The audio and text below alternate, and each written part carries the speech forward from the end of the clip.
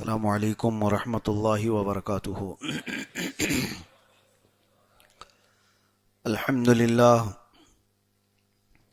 للہ الحنان المنان الذي خلق الانسان وعلمه البیان، والصلاة والسلام على رسوله سید الانس والجان وعلى آلہ واصحابہ ذوی الخیر والاحسان، اما بعد فاعوذ باللہ من الشیطان الرجیم، بسم اللہ الرحمن الرحیم۔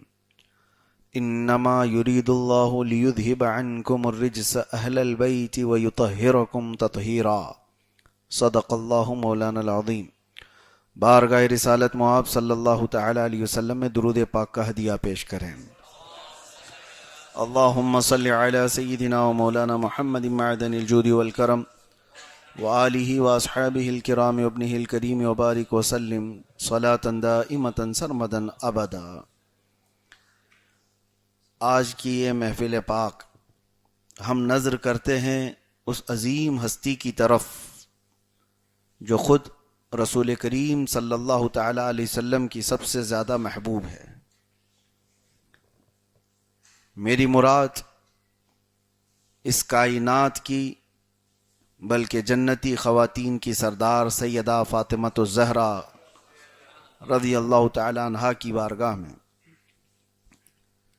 سیدہ ظاہرہ طیبہ طاہرہ جان احمد کی راحت پہ لاکھوں سلام، جس کا آنچل نہ دیکھا ماہ و مہر نے اس ردائے نزہت پہ لاکھوں سلام۔ اس عظیم ہستی کی آج ہم یاد میں بیٹھے ہوئے ہیں، جن کا ذکر کرنے سے پہلے کائنات کو اپنے ہوش و حواس سنبھال لینا چاہیے، کیونکہ رسول مختار صلی اللہ تعالی علیہ وسلم نے ایک مرتبہ زمین پر 4 لکیریں اس طرح سے کھینچیں۔ صحابہ سے پوچھا اتدرون، کیا تم جانتے ہو یہ کیا چیز ہے؟ تو صحابہ نے کہا یا رسول اللہ صلی اللہ تعالی علیہ وسلم آپ زیادہ بہتر جانتے ہیں۔ میرے آقا صلی اللہ علیہ وسلم نے فرمایا اللہ تبارک و تعالی کی بارگاہ میں سب سے زیادہ عزت والی اور جنت میں سب سے زیادہ عزت کے ساتھ جانے والی 4 عورتیں ہیں۔ فرمایا ایک حضرت مریم بنت عمران، دوسرے کہا حضور پاک صلی اللہ علیہ وسلم نے آسیہ امرأۃ فرعون کی بیوی، تیسرے کہا خدیجہ بنت خویلد، چوتھی فاطمہ الزہرا۔ اس روئے زمین کی سب سے افضل ترین عورتوں میں 4 عورتوں کا شمار میرے آقا صلی اللہ علیہ وسلم نے فرمایا۔ اور یہ تو بات ہوئی، اب حدیثیں اتنی زیادہ ہیں، چاہے بخاری شریف لے لو، مسلم شریف، ابن ماجہ، ترمذی، نسائی، ابو داؤد، مستدرک، طبری تاریخ میں، کتنی کتابیں ایسی ہیں جو ان احادیث سے بھری ہوئی ہیں، جس میں سیدہ کے فضائل و مناقب بیان کیے گئے ہیں۔ عزیزان گرامی، آج ضرورت ہے اس یاد کو تازہ کرنے کی۔ آپ بھی اگر سب توجہ سے سنیں گے کہ وہ سیدہ کون تھیں، کیا مقام تھا ان کا، علو مرتبت، تو آپ کے اندر بھی احساسات ایسے جاگ جائیں گے۔ قسم خدا کی، جب بھی میں سیدہ فاطمہ الزہرا سلام اللہ علیہا کو پڑھتا ہوں تو آنکھوں سے آنسو نکل آتے ہیں، خاص طور پر اس لیے کہ وہ محبوب رسول پروردگار ہیں۔ اللہ تعالیٰ کے رسول کی محبوب ایک مرتبہ خود رسول کریم صلی اللہ تعالی علیہ وسلم مسجد نبوی شریف سے باہر نکلے اور آپ کے اوپر ایک کالی چادر تھی، اور جیسے ہی آپ باہر آئے تو آپ کے چھوٹے سے نواسے حضرت حسن پہلے آئے، رسول پاک صلی اللہ علیہ وسلم نے اپنی چادر میں ان کو چھپا لیا۔ پھر حضرت امام حسین آئے تھوڑی دیر بعد، حضور نے ان کو بھی اپنی چادر میں لے لیا۔ پھر حضرت فاطمہ آئیں، پھر ان کو بھی اپنی چادر میں لے لیا۔ پھر حضرت علی آئے، ان کو بھی رسول اللہ نے اپنی چادر میں لے لیا۔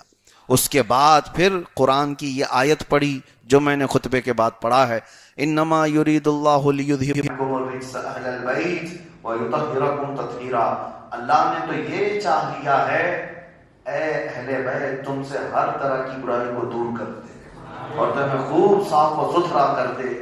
اور یہ آیت ایک تو نہیں، تمام محدثین کا، شارحین حدیث کا، سب کا اتفاق ہے یہ آیت اسی گھر والوں کے لیے نازل ہوئی تھی۔ اہل البیت سے مراد یہاں پر کوئی اور گھر والے نہیں، یہ رسول پاک صلی اللہ تعالی علیہ وسلم کی آل ہے۔ خاص طور پر حضرت فاطمہ، حضرت علی، حضرت حسن اور حضرت حسین رضی اللہ تعالیٰ عنہ مجمعین کے لیے آیت آئی۔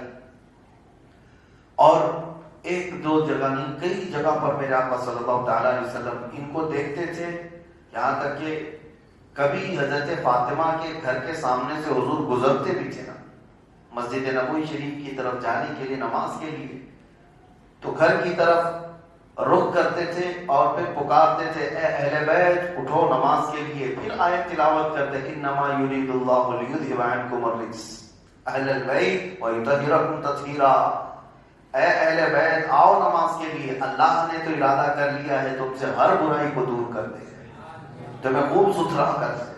جب رسول پاک صلی اللہ علیہ وسلم ان کو مخاطب کرتے یہ آیت پڑھتے تھے، صحابہ کو یقین کے ساتھ یہ معلوم تھا کہ یہ آیت کے مصداق یہی گھر والے ہیں۔ اور سیدہ کائنات فاطمہ الزہرا رضی اللہ تعالی عنہا کے متعلق حدیثیں اتنی ہیں کہ وہ ایک محفل میں سما بھی نہیں سکتی۔ میں مختصر محفل کو جتنا ہو سکتا ہے آپ کے سامنے رکھنے کی کوشش کرتا ہوں۔ سیدہ کائنات فاطمہ الزہرا رضی اللہ تعالیٰ عنہ پیدا ہوئی مکہ مکرمہ میں، اور بعثت کے 5ویں سال یعنی رسول کریم صلی اللہ تعالیٰ علیہ وسلم نے اعلان نبوت فرمایا تھا، اس کے 5 سال کے بعد حضرت خدیجہ رضی اللہ تعالیٰ عنہ کے بطن پاک سے پیدا ہوئیں۔ حضور پاک صلی اللہ تعالیٰ علیہ وسلم کی پہلی زوجہ، کروڑوں مومنوں کی ماں حضرت خدیجۃ الکبریٰ، آپ سے ہی ساری اولاد ہیں رسول پاک صلی اللہ علیہ وسلم کی، صرف حضرت بی بی ماریہ قبطیہ سے حضرت ابراہیم پیدا ہوئے۔ باقی 6 اولاد سیدہ خدیجۃ الکبریٰ رضی اللہ تعالیٰ عنہ سے، ان میں سب سے چھوٹی اور سب سے لاڈلی بیٹی میرے آقا کی وہ حضرت فاطمہ ہے۔ فاطمہ کا مطلب جانتے ہو آپ؟ حضور پاک صلی اللہ تعالیٰ علیہ وسلم سے پوچھا بھی گیا کہ آپ نے ان کا نام فاطمہ کیوں رکھا؟ فاطمہ کا مطلب ہوتا ہے دور کر دینے والی چیز، دور کر دینے والی چیز۔ تو بظاہر یہ سن کر کے ایسا لگتا ہے ایسا نام کیوں ہے، کیا دور کرنے والی؟ سنو، میرے آقا صلی اللہ علیہ وسلم فرماتے ہیں میں نے اس کا نام اس لیے فاطمہ رکھا کہ فاطمہ سے جو محبت کرتا ہے اس کو آگ سے دور کر دیا جاتا ہے۔ جو فاطمہ سے محبت کرے، فاطمہ کو جہنم سے، آگ سے دور کر دیا گیا، اور جو اس سے محبت کرتا ہے اسے آگ سے دور کر دیا جائے گا۔ انما فاطمۃ بضعۃ منی، حضور فرماتے ہیں فاطمہ میرے جگر کا ٹکڑا ہے۔ فمن احبها احبنی، جس نے اس سے محبت کیا اس نے مجھ سے محبت کیا ہے۔ فمن اغضبها فقد اغضبنی، جس نے اس کو ناراض کیا اس نے مجھے ناراض کیا ہے۔ رسول پاک صلی اللہ تعالیٰ علیہ وسلم نے یہ حدیث کئی جگہ پر ارشاد فرمائی، مختلف روایات ہیں جس میں یہی آپ کو مفہوم ملے گا، بیان یہ ملے گا۔ اللہ کے نبی صلی اللہ تعالیٰ علیہ وسلم نے فرمایا فاطمہ میرے جسم کا ٹکڑا ہے، کہیں فرمایا فاطمہ میرے جگر کا ٹکڑا ہے، اور پھر ہمیشہ یہ فرمایا جس نے اسے مشقت میں ڈالا اس نے مجھے مشقت میں ڈالا، جس نے اسے تکلیف دی اس نے مجھے تکلیف دی۔ اسی لیے اب آپ کو یہاں پر میں بتاؤں، رسول پاک صلی اللہ تعالیٰ علیہ وسلم کی حدیثوں کو اور حضور کی صحبت کو سب سے زیادہ قریب سے کون جانتے تھے؟ صحابہ جانتے تھے۔ اس سے پہلے میں نے خلفائے راشدین کا ذکر کیا۔ اب مجھے بتاؤ سیدنا ابو بکر صدیق رضی اللہ تعالیٰ عنہ سے زیادہ قریب کون تھا حضور کو سننے والا؟ رسول کریم صلی اللہ تعالیٰ علیہ وسلم کے ایسے ساتھیوں میں ہیں حضرت ابو بکر صدیق کہ اسلام لانے میں پہلے تو ہے، لیکن اسلام لانے سے پہلے بھی حضور پاک صلی اللہ علیہ وسلم کے دوست تھے۔ صرف آپ کی اور حضور صلی اللہ علیہ وسلم کی پیدائش میں 3 سال کا فرق تھا۔ حضور پاک صلی اللہ تعالیٰ علیہ وسلم 3 سال پہلے اور حضرت ابو بکر ان کے بعد۔ لیکن اکثر جوانی کے ایام حضرت ابو بکر صدیق حضور پاک صلی اللہ علیہ وسلم کے ساتھ گزارے، اعلان نبوت سے پہلے کے دوست ہیں. میں کیوں بتا رہا ہوں یہ بیچ میں بات؟ اس لیے کہ حضرت ابو بکر نے کیا یہ حدیث نہیں سنی ہوگی جس کو ساری حدیث کی کتابوں میں آج نقل کیا گیا ہے؟ بخاری سے لے کر کے مشکات تک ساری حدیث کی کتابوں میں یہ حدیث ملے گی. حضور نے فرمایا فاطمہ میرے جگر کا ٹکڑا ہے، جس نے اس سے محبت کیا اس نے مجھ سے محبت کیا، جس نے اسے ناراض کیا اس نے مجھے ناراض کیا. تو کیا ابو بکر صدیق نے یہ حدیث نہیں سنی ہوگی؟ اور اگر سنی ہوگی تو کیا وہ کبھی حضرت فاطمہ کو ناراض کر سکتے تھے؟ ہو سکتا ہے یہ ہمارے ذہن و دماغ میں بھی یہ بات نہیں آتی. وہ صدیق اکبر رضی اللہ تعالیٰ عنہ جو حضور پاک صلی اللہ تعالیٰ علیہ وسلم سے ریلیٹڈ منسوب ہر چیز کا ادب و احترام کرتے تھے، ہر چیز کا، حتیٰ کہ نبی پاک صلی اللہ تعالیٰ علیہ وسلم کی وہ اونٹنی جس پر میرے آقا سواری کرتے تھے، حضور کی وفات کے بعد اس پر کسی کو سوار ہونے نہیں دیا گیا، اس کا ادب و احترام کیا جاتا تھا. اور آج مسجد نبوی شریف میں آپ جائیں، حضور کا محراب آج بھی ہے، رسول کریم صلی اللہ تعالیٰ علیہ وسلم کا محراب حضور کی جالیوں سے قریب میں جو مسجد نبوی اصل تھی. میں ایک بات بتا رہا ہوں، نبی پاک صلی اللہ تعالیٰ علیہ وسلم جہاں کھڑے ہو کر کے امامت فرماتے تھے، ہم بھی جہاں امامت کیے ہیں آپ بھی جا کر کے دیکھیں، محراب بنی ہوئی ہے. آج ہم امام ہیں، کل کوئی اور امام، ان کے بعد کوئی اور امام، لیکن امام جہاں کھڑا ہوتا ہے دوسرا امام آئے گا بھی تو وہیں کھڑا ہوگا نا، تیسرا امام آئے گا تو بھی وہیں کھڑا ہوگا. حضور پاک صلی اللہ تعالیٰ علیہ وسلم جہاں کھڑے ہو کر کے امامت فرماتے تھے، حضرت ابو بکر اپنے خلافت کے زمانے میں اس محراب کو آگے کر دیا اور حضور کے قدم جہاں ہوتے تھے وہاں پر اپنی پیشانی رکھنے کا جگہ بنا دیا. کہا اب اس کے بعد اس جگہ پر کوئی نہیں کھڑا ہوگا جہاں حضور کے قدم ہوتے تھے. سیدنا ابو بکر صدیق رضی اللہ تعالیٰ عنہ یہ ادب و احترام رکھتے تھے. اور پھر سارے امام اور وہاں سجدہ کرتے ہیں جہاں رسول اللہ کے قدم ہوا کرتے تھے. اس کے بعد میں یہاں پر یہ نقطہ اس لیے عرض کرنا چاہ رہا ہوں، وہ ابو بکر صدیق جو رسول کریم صلی اللہ تعالیٰ علیہ وسلم سے اس درجے محبت کرنے والے، پھر کیا وہ حضرت فاطمہ کو ناراض کر کے حضور کی ناراضگی مول لے سکتے ہیں؟ کیا انہیں نہیں پتا کہ رسول اللہ صلی اللہ علیہ وسلم فاطمہ سے کتنی محبت کرتے تھے؟ آج یہ کہاں سے روایتیں لائی گئی ہیں، کہاں سے امت میں انتشار و افتراق کے لیے پھیلایا گیا ہے کہ خلیفہ اول نے ان کا حق مارا، حضرت فاطمہ ان سے ناراض ہوئیں. میرے عزیزو یہ تو ہمارے لاجک بھی نہیں سمجھ میں آتی یہ سب چیزوں میں. اب سنیے، بات چل رہی ہے فضائل و مناقب سیدہ کائنات کے بارے میں. ایک مرتبہ حضور پاک صلی اللہ تعالیٰ علیہ وسلم کے دربار میں حاضر ہوئی. اچھا یہ بھی میں بتاؤں، اکثر روایتیں حضرت فاطمہ کی فضیلت میں کس نے بیان کی؟ حضرت عائشہ نے بیان کی. سیدہ عائشہ صدیقہ رضی اللہ تعالیٰ عنہ، اور جن سے شیعہ حضرات اس قدر نفرت کرتے ہیں کہ حضرت عائشہ پر وہ لعنت بھیجتے ہیں آج بھی، کیونکہ جنگ جمل میں حضرت علی کے مقابل میں آ گئی تھیں. بہت سارے معاملات لے کر امت میں ایک بہت بڑی دراڑ پیدا کر دی گئی. سیدہ عائشہ ام المومنین رضی اللہ تعالی عنہا سے کتنی روایتیں ہیں، اور حضرت عائشہ کہتی ہیں کہ میں جب حضرت فاطمہ کو دیکھتی تو ان کا چلنا ہو بہو رسول اللہ کے چلنے کی طرح تھا. جب وہ آتی تھی تو جیسے رسول اللہ صلی اللہ علیہ وسلم چلتے تھے، فاطمہ کی چال چلن ہو بہو ایسی تھی. اور حضرت عائشہ کہتی ہیں جب فاطمہ آتی تھی تو منظر ہی بدل جاتا تھا. ازواج مطہرات ہوں کوئی ہوں، جیسی حضرت فاطمہ آتی تھی حضور پاک صلی اللہ علیہ وسلم اپنی جگہ سے کھڑے ہو جاتے تھے، حضور کھڑے ہوتے تھے، اور حضرت فاطمہ جیسی آتی ان کا بوسہ لیتے اور اپنی چادر بچھاتے اور پہلے حضرت فاطمہ کو بٹھاتے تھے. ایک مرتبہ کوئی بات لے کر حضرت فاطمہ آئیں، رسول پاک صلی اللہ تعالیٰ علیہ وسلم ان سے سرگوشی فرما رہے تھے. تھوڑی دیر کے بعد میرے آقا نے کیا فرمایا کہ ایک فرشتہ جو کبھی آج تک روئے زمین پر آیا نہیں، وہ مجھ سے اجازت لے رہا ہے کہ وہ حاضری کے لیے آنا چاہتا ہے. اللہ تعالیٰ کی بارگاہ میں اجازت لے کر کے وہ آیا، اور اس نے کیا خبر دی؟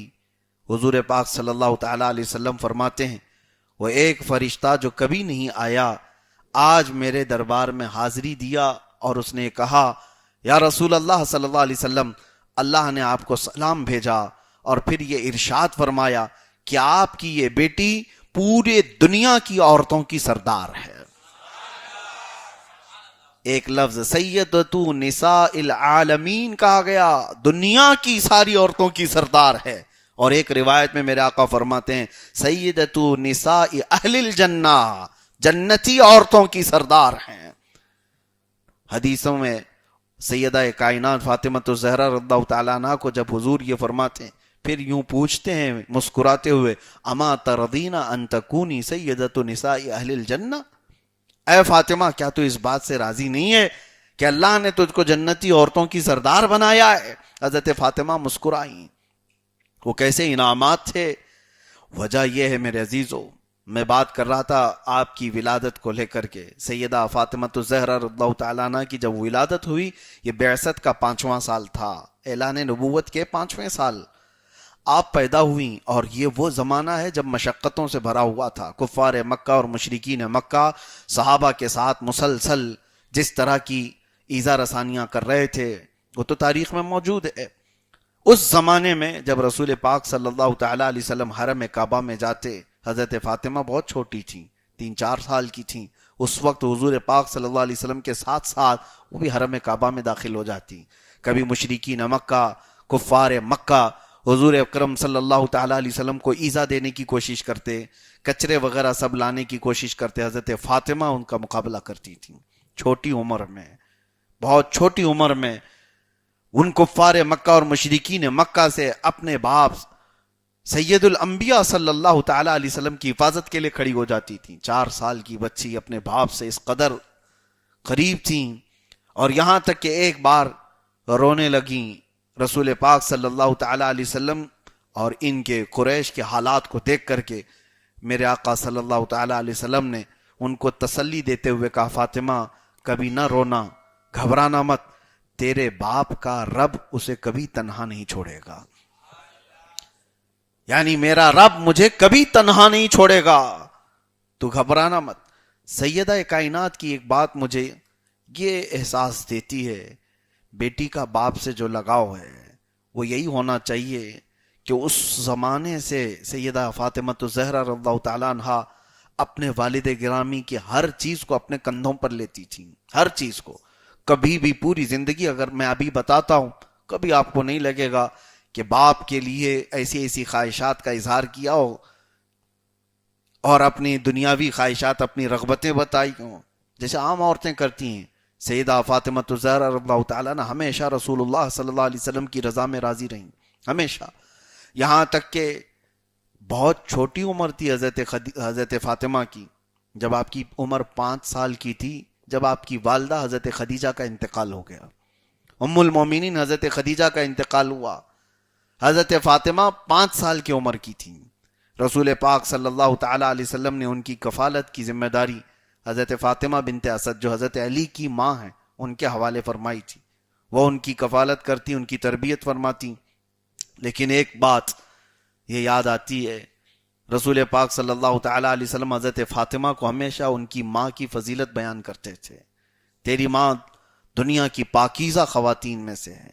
بچوں کے سامنے ان کی ماں کی فضیلت یا ان کی ماں کی اچھائیاں بیان. آپ سے آپ کی بیوی کے جھگڑے اپنی جگہ پر، آپ سے اپنی بیوی کے معاملات اپنی جگہ پر، لیکن اپنے بچوں کے سامنے ان کی ماں کی اہمیت ہی بتائی جائے. شوہر اور بیوی کے جھگڑوں میں بچوں کو شریک نہ کیا جائے. جھگڑے تو دور کی بات ہے، رسول پاک صلی اللہ تعالیٰ علیہ وسلم اور حضرت خدیجہ الکبریٰ رضی اللہ تعالیٰ عنہ کے درمیان کبھی کوئی ایسی نہ اتفاقی والی بات کی کوئی روایت نہیں ملتی. اور اس کے باوجود حضرت فاطمہ کے پاس رسول کریم صلی اللہ تعالیٰ علیہ وسلم ان کی ماں کی تعریف کرتے تھے. ایک بار حضرت فاطمہ سے کہا اے فاطمہ تمہاری ماں کی کوئی یادگار چیز ہے جو تم جانتی ہو، مجھے بتاؤ. ننھی عمر تھی. حضرت فاطمہ کہنے لگی ابا جان میری ماں انتقال سے تھوڑے دن پہلے مجھ سے یہ کہہ رہی تھی کہ فاطمہ اگر میں مر گئی، اگر میری وفات ہو گئی تو اپنے ابا جان کا جبہ میرے کفن میں رکھ دینا. میرے انتقال کے بعد میرے کفن میں اپنے بابا جان کا جبہ رکھ دینا۔ اتنا جیسی حضرت فاطمہ نے کہا، رسول کریم صلی اللہ تعالی علیہ وسلم آپ دیدہ ہو گئے، حضور کے آنسو نکل آئے، اور اپنی بیٹی سے کیا کہا جانتے ہیں؟ میرے آقا صلی اللہ علیہ وسلم فرماتے ہیں، فاطمہ قسم رب ذوالجلال کی، تیری ماں خدیجہ نے صرف جبہ مانگا، اگر وہ میرے جسم کی چمڑی بھی مانگتی تو میں نکال کے دے دیتا۔ حضرت خدیجہ کے لیے اپنی یہ الفت حضرت فاطمہ کے سامنے حضور اکرم صلی اللہ تعالی علیہ وسلم نے اظہار کر کے بتایا۔ لوگوں میں تو ایک چیز ایسی مشہور ہے، بیوی کے موت پر تو رونا نہیں چاہیے، نہیں تو شوہر کو لوگ تانے ماریں گے، ارے بیوی کی موت پہ رو رہا ہے، کیسا آدمی ہے؟ کیوں نہیں؟ کیا بیوی کوئی مشین ہے؟ احساسات تمہارے اور اس کے نہیں ہیں؟ تنہائی میں صرف اس کو ساری باتیں کرو گے، اور اس کے مرنے کے بعد، اس کی تکلیف کے بعد لوگوں کے درمیان ہچکچانا کس بات کا؟ کسی کی بیوی کے تکلیف پر اگر وہ مرد اظہار کرتا ہے تو یہ حسن معاشرت کہا گیا، حسن اخلاق کہا گیا ہے، حسن اخلاق کہا گیا ہے۔ رسول کریم صلی اللہ تعالی علیہ وسلم نے برملا اس کا اظہار فرمایا، اور حتیٰ کہ حضرت خدیجہ کے انتقال کے بعد بھی رسول پاک صلی اللہ علیہ وسلم حضرت خدیجہ کی جو سہیلیاں تھیں ان کے گھروں پر گوشت وغیرہ تقسیم فرمایا کرتے تھے، بھیج دیا کرتے تھے، کہ میری بیوی سے ان کے اچھے تعلقات تھے۔ عزیزان گرامی وقار، سیدہ فاطمہ الزہرا رضی اللہ تعالی عنہا اس وقت صرف 7 یا 8 سال کی تھیں جب رسول پاک صلی اللہ علیہ وسلم ہجرت فرما رہے تھے۔ آپ نے سنا ہے ہجرت کا واقعہ، لیکن ہجرت کی رات حضور پاک صلی اللہ تعالی علیہ وسلم حضرت ابوبکر صدیق کے ساتھ چلے گئے تھے۔ اس وقت حضرت فاطمہ مکہ میں ہی تھیں۔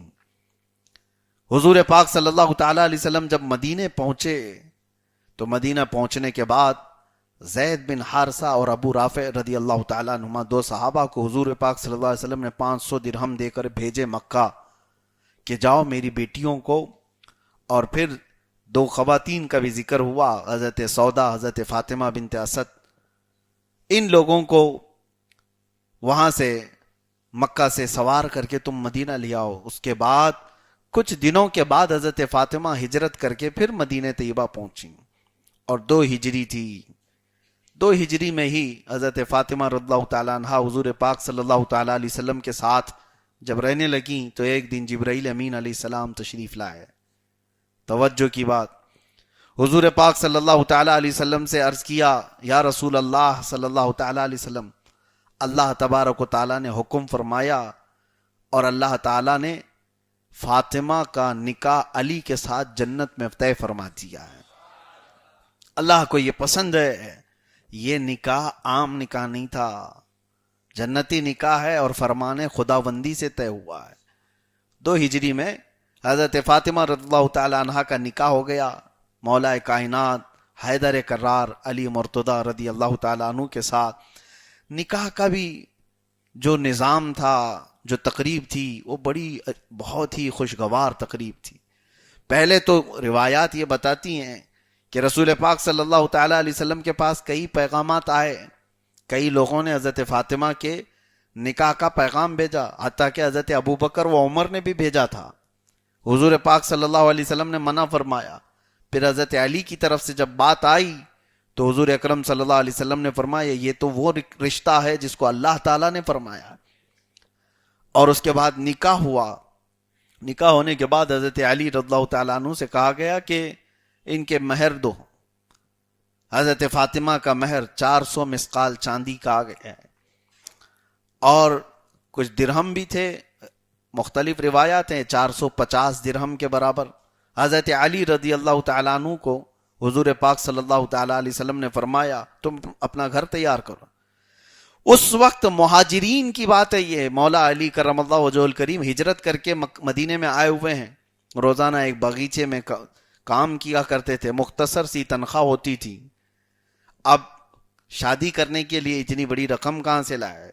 لیکن جو ان کے پاس تھا، ایک لوہے کی زرہ تھی جو جنگوں میں پہنی جاتی تھی، وہ حضرت عثمان غنی کے ہاتھ میں انہوں نے بیچ دیا۔ 400 درہم کے قریب یا 500 درہم کے آس پاس اپنے لوہے کی زرہ بیچ دی۔ حضرت عثمان نے وہ خرید لیا، 500 درہم ان کو دے دیا، اور تھوڑی دیر کے بعد وہ زیرہ بھی واپس ان کو تحفے میں دے دیا. اور وہی پیسے لے کر کے حضرت علی آئے. رسول پاک صلی اللہ تعالی علیہ وسلم نے فرمایا گھر کا سامان خریدو. جو حضرت فاطمہ کے جہیز کی بات کہی جاتی ہے نا, جہیز کیا تھا, جہیز کی لسٹ بھی موجود ہے, روایات میں موجود ہے. رسول پاک صلی اللہ تعالی علیہ وسلم کے گھر سے جب حضرت فاطمہ رخصت ہو رہی تھی تو کیا کیا لے کر کے گئی تھی. وہ بسترے تھے 2, اور بسترے کس طرح سے, کھجور کے چھال کے. 4 تکیے تھے, ایک چمڑے کا مشکیزہ تھا, اور مٹی کے کچھ برتن تھے, ایک چارپائی تھی, اور ایک چکی تھی. بس اتنی ساری چیزیں موجود تھی جو گھر کے لیے. اور برتن, ایک پانی بھرنے کا, کپڑے دھونے کا برتن, جو آج آپ اس کو بالٹی کہیں, بکیٹ کہیں, جس طرح بھی مٹی کے بنتے تھے. اور اس میں بھی ایک برتن ایسا تھا جو کھجور کے چھال سے بنایا اور اوپر سے مٹی کو لیپا ہوا. یہ سب جہیز کا سامان تھا جو حضرت فاطمہ رضی اللہ تعالیٰ عنہ لے کر کے حضرت علی کے گھر گئی تھی. اب یہاں پر رک کر کے مجھے کہنا ہے, اس جہیز کو کیا سن لیا لوگوں نے, اپنے جہیز تیار کر لیے کہ سب کو جہیز دینا ہے. حضرت فاطمہ جہیز لے کر کے گئی تھی, رسول اللہ نے جہیز دیا تھا. ذرا غور سے پڑھ بھی لیتے تاریخ تو پتہ چلتا یہ سارا جہیز کا سامان حضرت علی کے پیسوں سے خریدا گیا تھا. ہونا تو یہ چاہیے دولہے میاں آپ اپنے پیسوں سے اپنی بیوی کے باپ کو, اپنے سسرے کو دے دو پیسے ہیں کہ جتنا بھی جہیز آپ کو دینا ہے یہ میرے پیسوں سے دو. سنت ادا کرنا ہے حضرت علی کی تو پہلے پیسے بھیجو سسر کے گھر پر.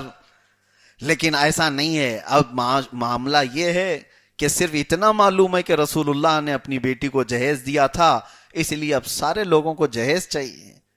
یہ نہیں پتا کہ وہ کون سے پیسوں سے جہیز خریدا گیا تھا.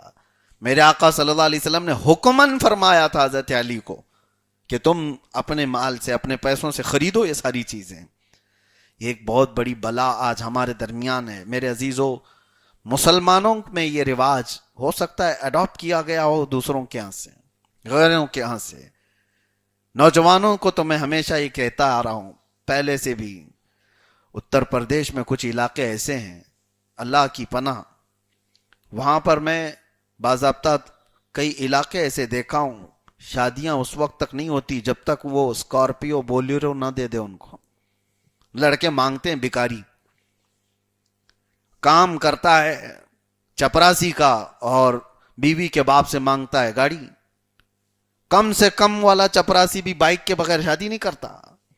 حد تو اس وقت ہوئی, مجھے تعجب ہوا جو وہاں کے علم حاصل کیے ہوئے عالم دین بنے ہوئے نئے نئے نوجوان علماء ہیں, وہ بھی شادیوں میں جہیز لیتے ہیں, اپنے علم کو بیچتے ہیں. لعنت ہے ایسے علم پر جس پر عمل نہ ہو. تف ہے. پھر اصلاح کیسے ہوگی جب علم والے لوگ, کیونکہ میں نے جب سختی سے کچھ لوگوں سے کہا کہ کیسی بلا تم لوگ بنا کر کے رکھے ہو, شادی کو اتنا مشکل کیسے کر دیا ہے, تو لوگوں نے کہا کہ حضرت ہمارے ہاں تو سب علماء بھی تو لیتے ہیں. تو ان کے پاس تو یہ دلیل ہو گئی, علماء کا کرنا عوام کے لیے دلیل بن جاتی ہے. اسی لیے اس سے قبل بھی میں نے کہا علماء میں سے کوئی بھی ہو, اگر وہ رسول اللہ صلی اللہ تعالی علیہ وسلم کی شریعت طاہرہ اور حضور کی بیٹی کے اخلاق کردار پڑے ہوئے ہوں تو ہرگز ایسے برے رسموں کو ایجاد نہ کریں اور اس کے لیے دلیل نہ بنے. عوام الناس کے بھٹکنے اور بہکنے کا ذریعہ وہ بن جاتے ہیں. اللہ تبارک و تعالیٰ نے تمہیں مرد بنایا ہے, اور نوجوانوں اللہ نے تمہیں طاقت و قوت عطا کیا ہے.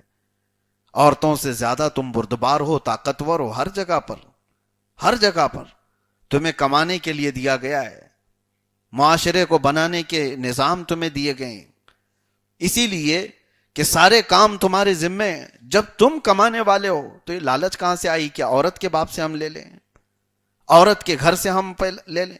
بزرگوں نے فرمایا کہ وہ منحوس شخص ہے, اس کے اوپر نحوست طاری رہ جاتی ہے جو اپنے سسرال سے بھکاری کی طرح لالچی نظروں سے دیکھتا رہتا ہے. سال نہیں گزرے کہ اپنی بیوی کو بھیج دیا, جا اپنے باپ سے لے کر کے آ جا.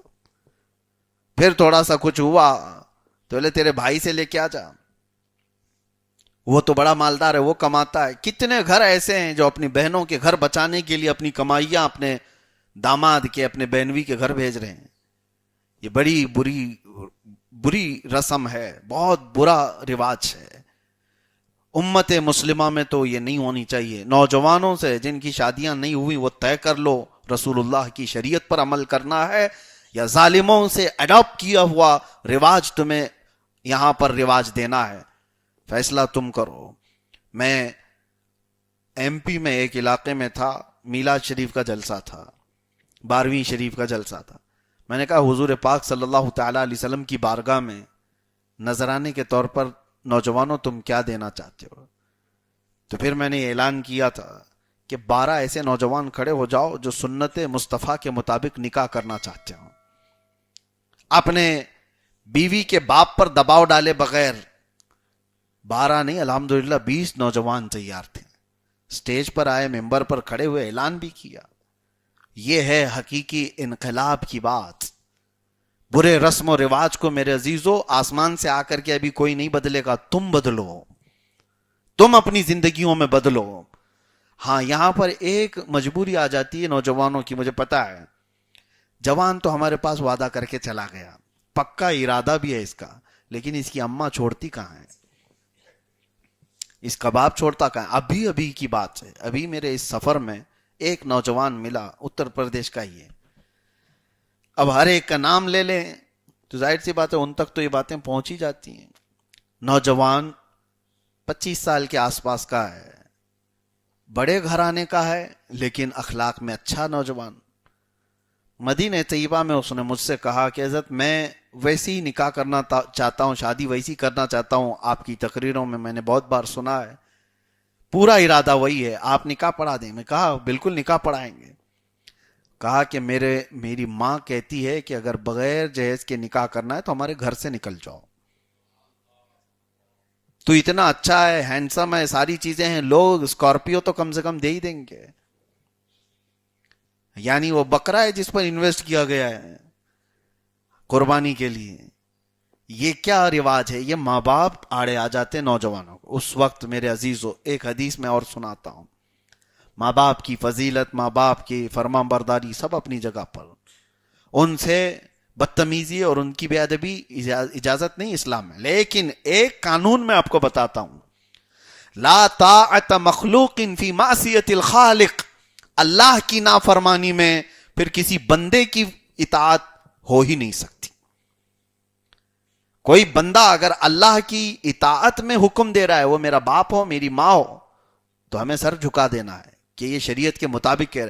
شریعت سے ہٹ کر کے کوئی حکم آیا تو پھر باپ بھی نہیں ماں بھی نہیں. ہمارے لیے سب سے پہلا حکم ہے میرے رب ذوالجلال کا.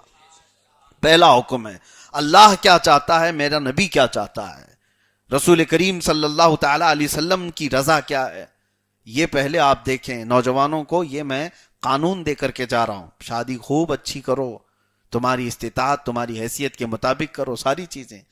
ہاں کچھ لوگوں نے بہت ہی زیادہ کنجسٹڈ بھی بنا دیا ہے, جیسے وہ جماعتیں چلا چٹی والے لوگ, انہوں نے تو شادی کو پورا ہی وہ ختم کر دیا. نہیں, خالی 1-2 پلی والی 5 روپے کی ٹوپی پہنو, بس نکاح اس میں ہی کر لو, اجلا کرتا, بس اتنا ہی. نہیں, خوشی منانے کا حق ہے تمہارے پاس, تمہارے پاس عمدہ لباس پہننے کا حق ہے. رسول کریم صلی اللہ تعالی علیہ وسلم نے جب اپنی بیٹی کو رخصت کیا تھا تو اب اس کا انداز تو دیکھو. حدیثوں میں موجود ہے حضرت فاطمہ رضی اللہ تعالی عنہا ایک ذی الحجہ کو رخصت ہوئی تھی حضور اکرم صلی اللہ علیہ وسلم کے گھر سے, تو آپ کے لیے ایک بہت ہی قیمتی اونٹنی منگوائی گئی تھی جب حضرت فاطمہ کی ڈولی جا رہی تھی. اور اس وقت حضور پاک صلی اللہ تعالی علیہ وسلم کی ساری ازواج مطہرات حضرت فاطمہ کے آگے آگے چل رہی تھیں. انصار کی ساری عورتیں اس جلوس میں شامل تھیں جب حضرت فاطمہ جا رہی تھیں, اور صرف جا نہیں رہی تھیں, حضور پاک صلی اللہ تعالی علیہ وسلم کی ساری ازواج مطہرات رجزیہ اشعار بھی پڑھ رہی تھیں حضرت فاطمہ کی فضیلت میں. اس میں سب سے پہلے جو اشعار پڑھی حضرت ام سلمہ رضی اللہ تعالی عنہ نے. حضرت ام سلمہ نے ساری عورتوں کو مخاطب کر کے کہا, اے عورتوں آ جاؤ اس جلوس میں, دیکھو اس سواری پر کون بیٹھی ہے جس کو رسول اللہ نے جنتی جوانوں کی سردار کہا ہے. آج وہ نکاح کے بعد اپنے گھر جا رہی ہیں, اور اس کے بعد حضرت حفصہ رضی اللہ تعالیٰ عنہ آگے بڑھی, ان کے بھی اشعار ہیں عربی میں. انہوں نے کہا, اے انصار مدینہ کی خواتین. آج دیکھو رسول اللہ صلی اللہ تعالی علیہ وسلم کے گھر سے وہ خاتون جا رہی ہے جو رسول اللہ کو سب سے زیادہ عزیز ہے, اور اس کے گھر جا رہی ہے جو رسول اللہ کو سب سے زیادہ محبوب ہے. حضرت علی کے گھر جا رہی, یا حضرت حفصہ نے بیان کیا. اس کے بعد حضرت عائشہ صدیقہ رضی اللہ تعالیٰ عنہ آئیں اور کہا, اے خواتین, اے مدینے کی عورتیں, سب اپنے اپنے سروں پر حجاب ڈھک لو, اس لیے کہ تم جس کے نکاح کے اس جلوس میں جا رہی ہو اس سے تو اللہ کے فرشتے بھی حیا کرتے ہیں.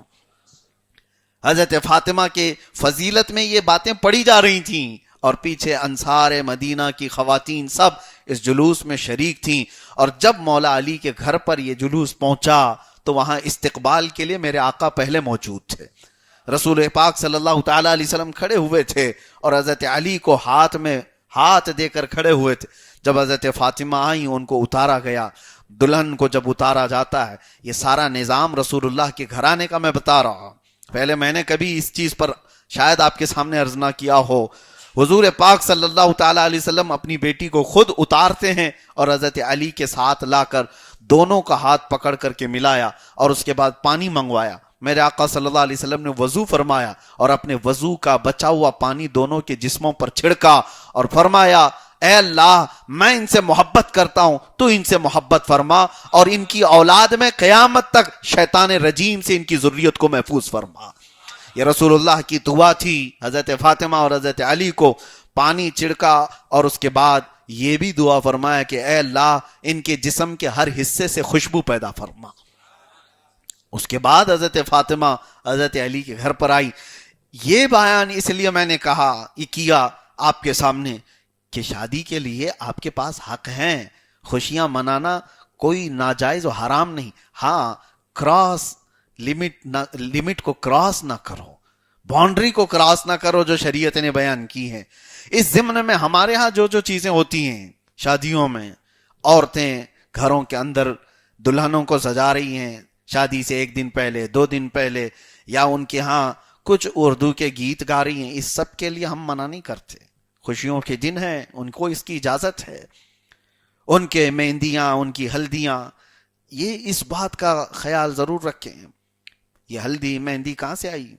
جو بھی ہے, عورتیں مہندی لگاتی ہیں, ہلدی لگائیں, اور دولہے کو کیوں لگاتے وہ تو مجھے نہیں پتا. ہو سکتا ہے پیلا دکھنے کے لیے, کالا بھی ہو تو اجلا دکھنے لگ جائے تھوڑا سا, ہو سکتا ہے یہی مسئلہ ہوگا. باقی ہلدی کا دولہے سے کیا تعلق نہیں معلوم.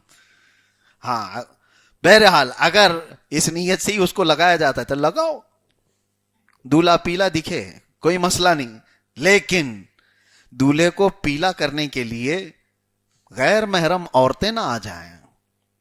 جو عورتیں اس کے لیے غیر محرم ہیں وہ دولہے کو آ کر کے چھو رہی ہیں, پکڑ رہی ہیں, لگا رہی ہیں, یہ حرام کام ہو گیا.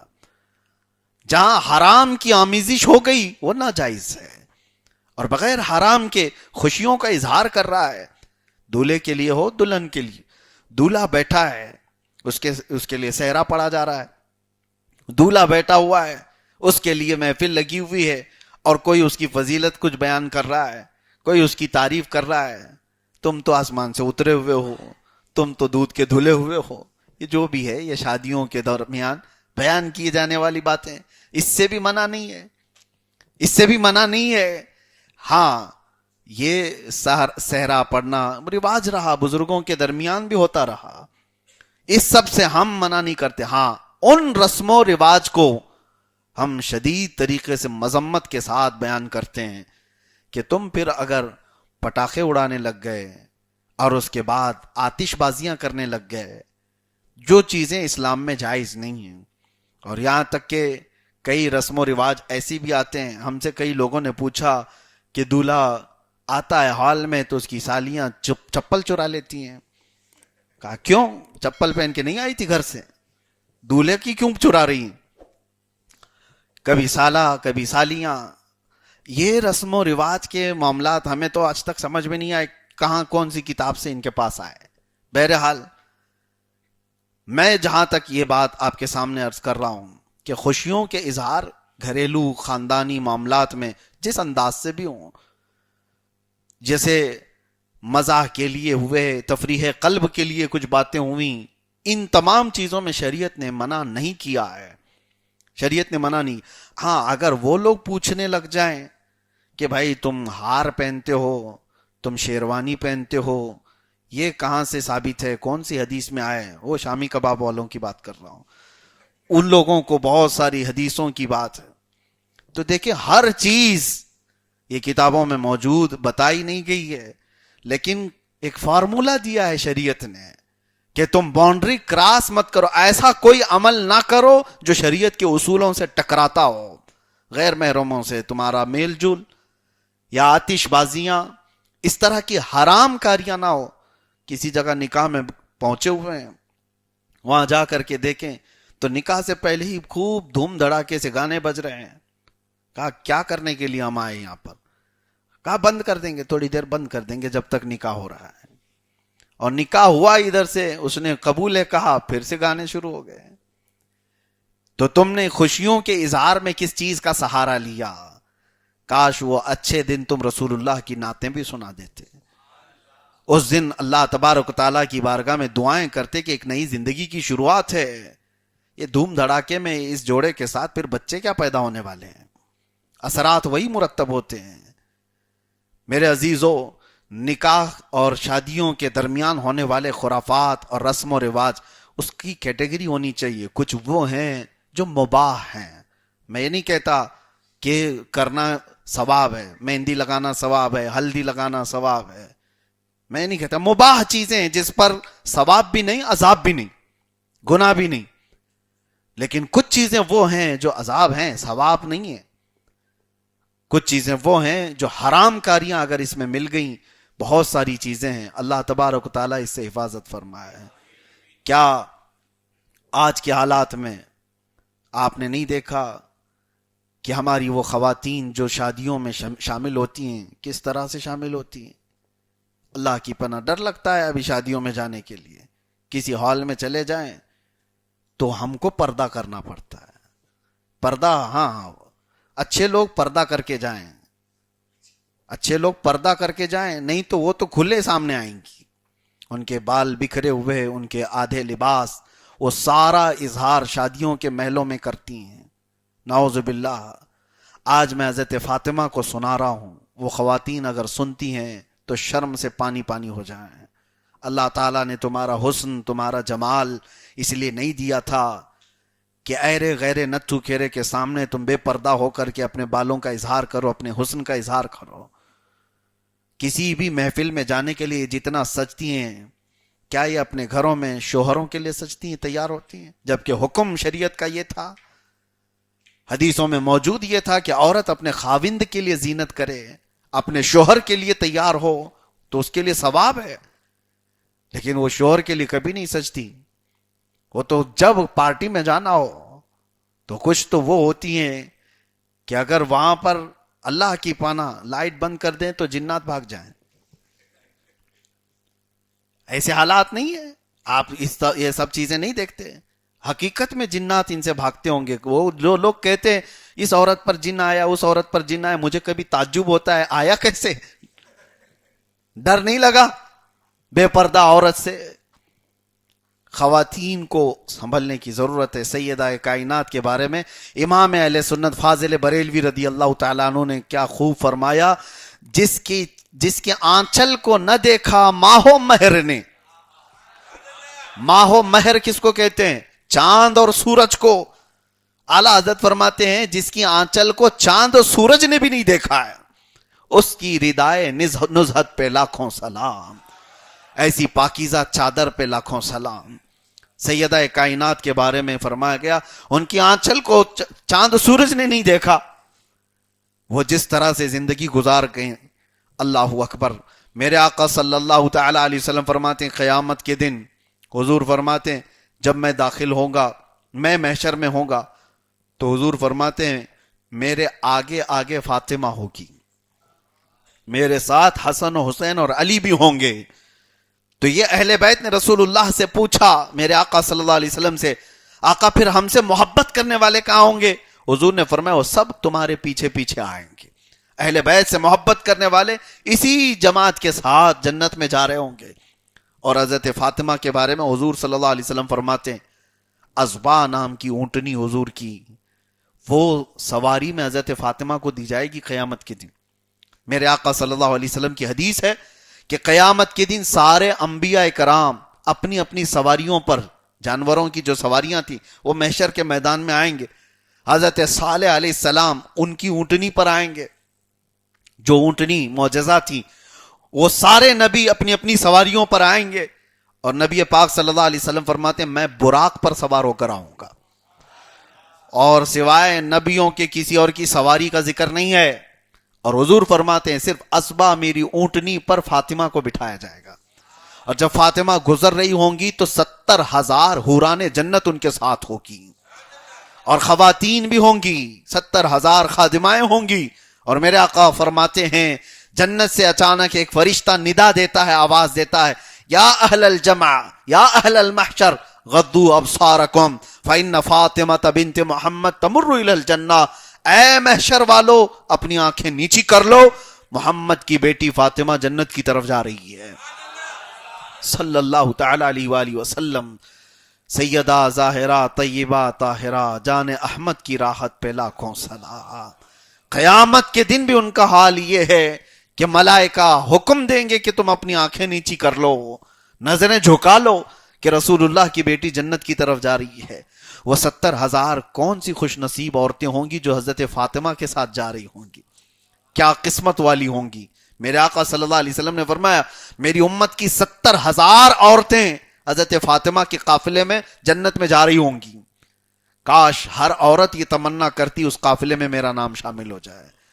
تو تمنا کہاں کرتی؟ شادی کے محل میں کھڑے ہو کر کے، بال کھلے رکھ کر کے، ننگے کپڑے پہن کر کے، آدھے لباس میں.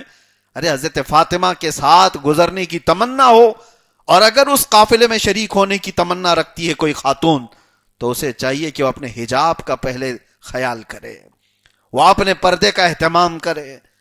آج بہت سارے عذابات کی وجہ عورتوں کی بے پردگی ہے. میرے آقا صلی اللہ علیہ وسلم نے فرمایا 3 چیزیں جب تم روئے زمین پر دیکھو، مالدار لوگ بخیل ہو جائیں، علماء بے امانت ہو جائیں، دیانت داری ان کی ختم ہو جائے، اور عورتیں بے حیا ہو جائیں، تو اس زمین سے خیر کو اٹھا لیا جائے گا. اور میرے آقا نے فرمایا جب یہ 3 چیزیں تم دیکھ لو کہ علماء کی امانت ختم ہو جائے، اور مالداروں کی سخاوت ختم ہو جائے، اور عورتوں کی حیا ختم ہو جائے، تو اس زمین کے اوپر رہنے سے زمین کے نیچے جانا بہتر ہے. حضور فرماتے ہیں پھر قبر میں جانا بہتر ہے. آج کے یہ حالات نہیں ہیں، یہ تینوں چیزیں دیکھنے کو مل رہی ہیں، تینوں چیزیں دیکھنے کو مل رہی. خاص طور پر عورتوں کے اندر جو بے پردگی آئی ہے، یہ آج آپ سوچ رہے ہوں گے کہ عورتوں کے بارے میں ہم سے کیوں کہہ رہے ہیں آپ؟ یہاں تو کوئی عورت نہیں بیٹھی، سب تو مرد بیٹھے ہیں. اس جرم میں تم بہت برابر کے شریک ہو.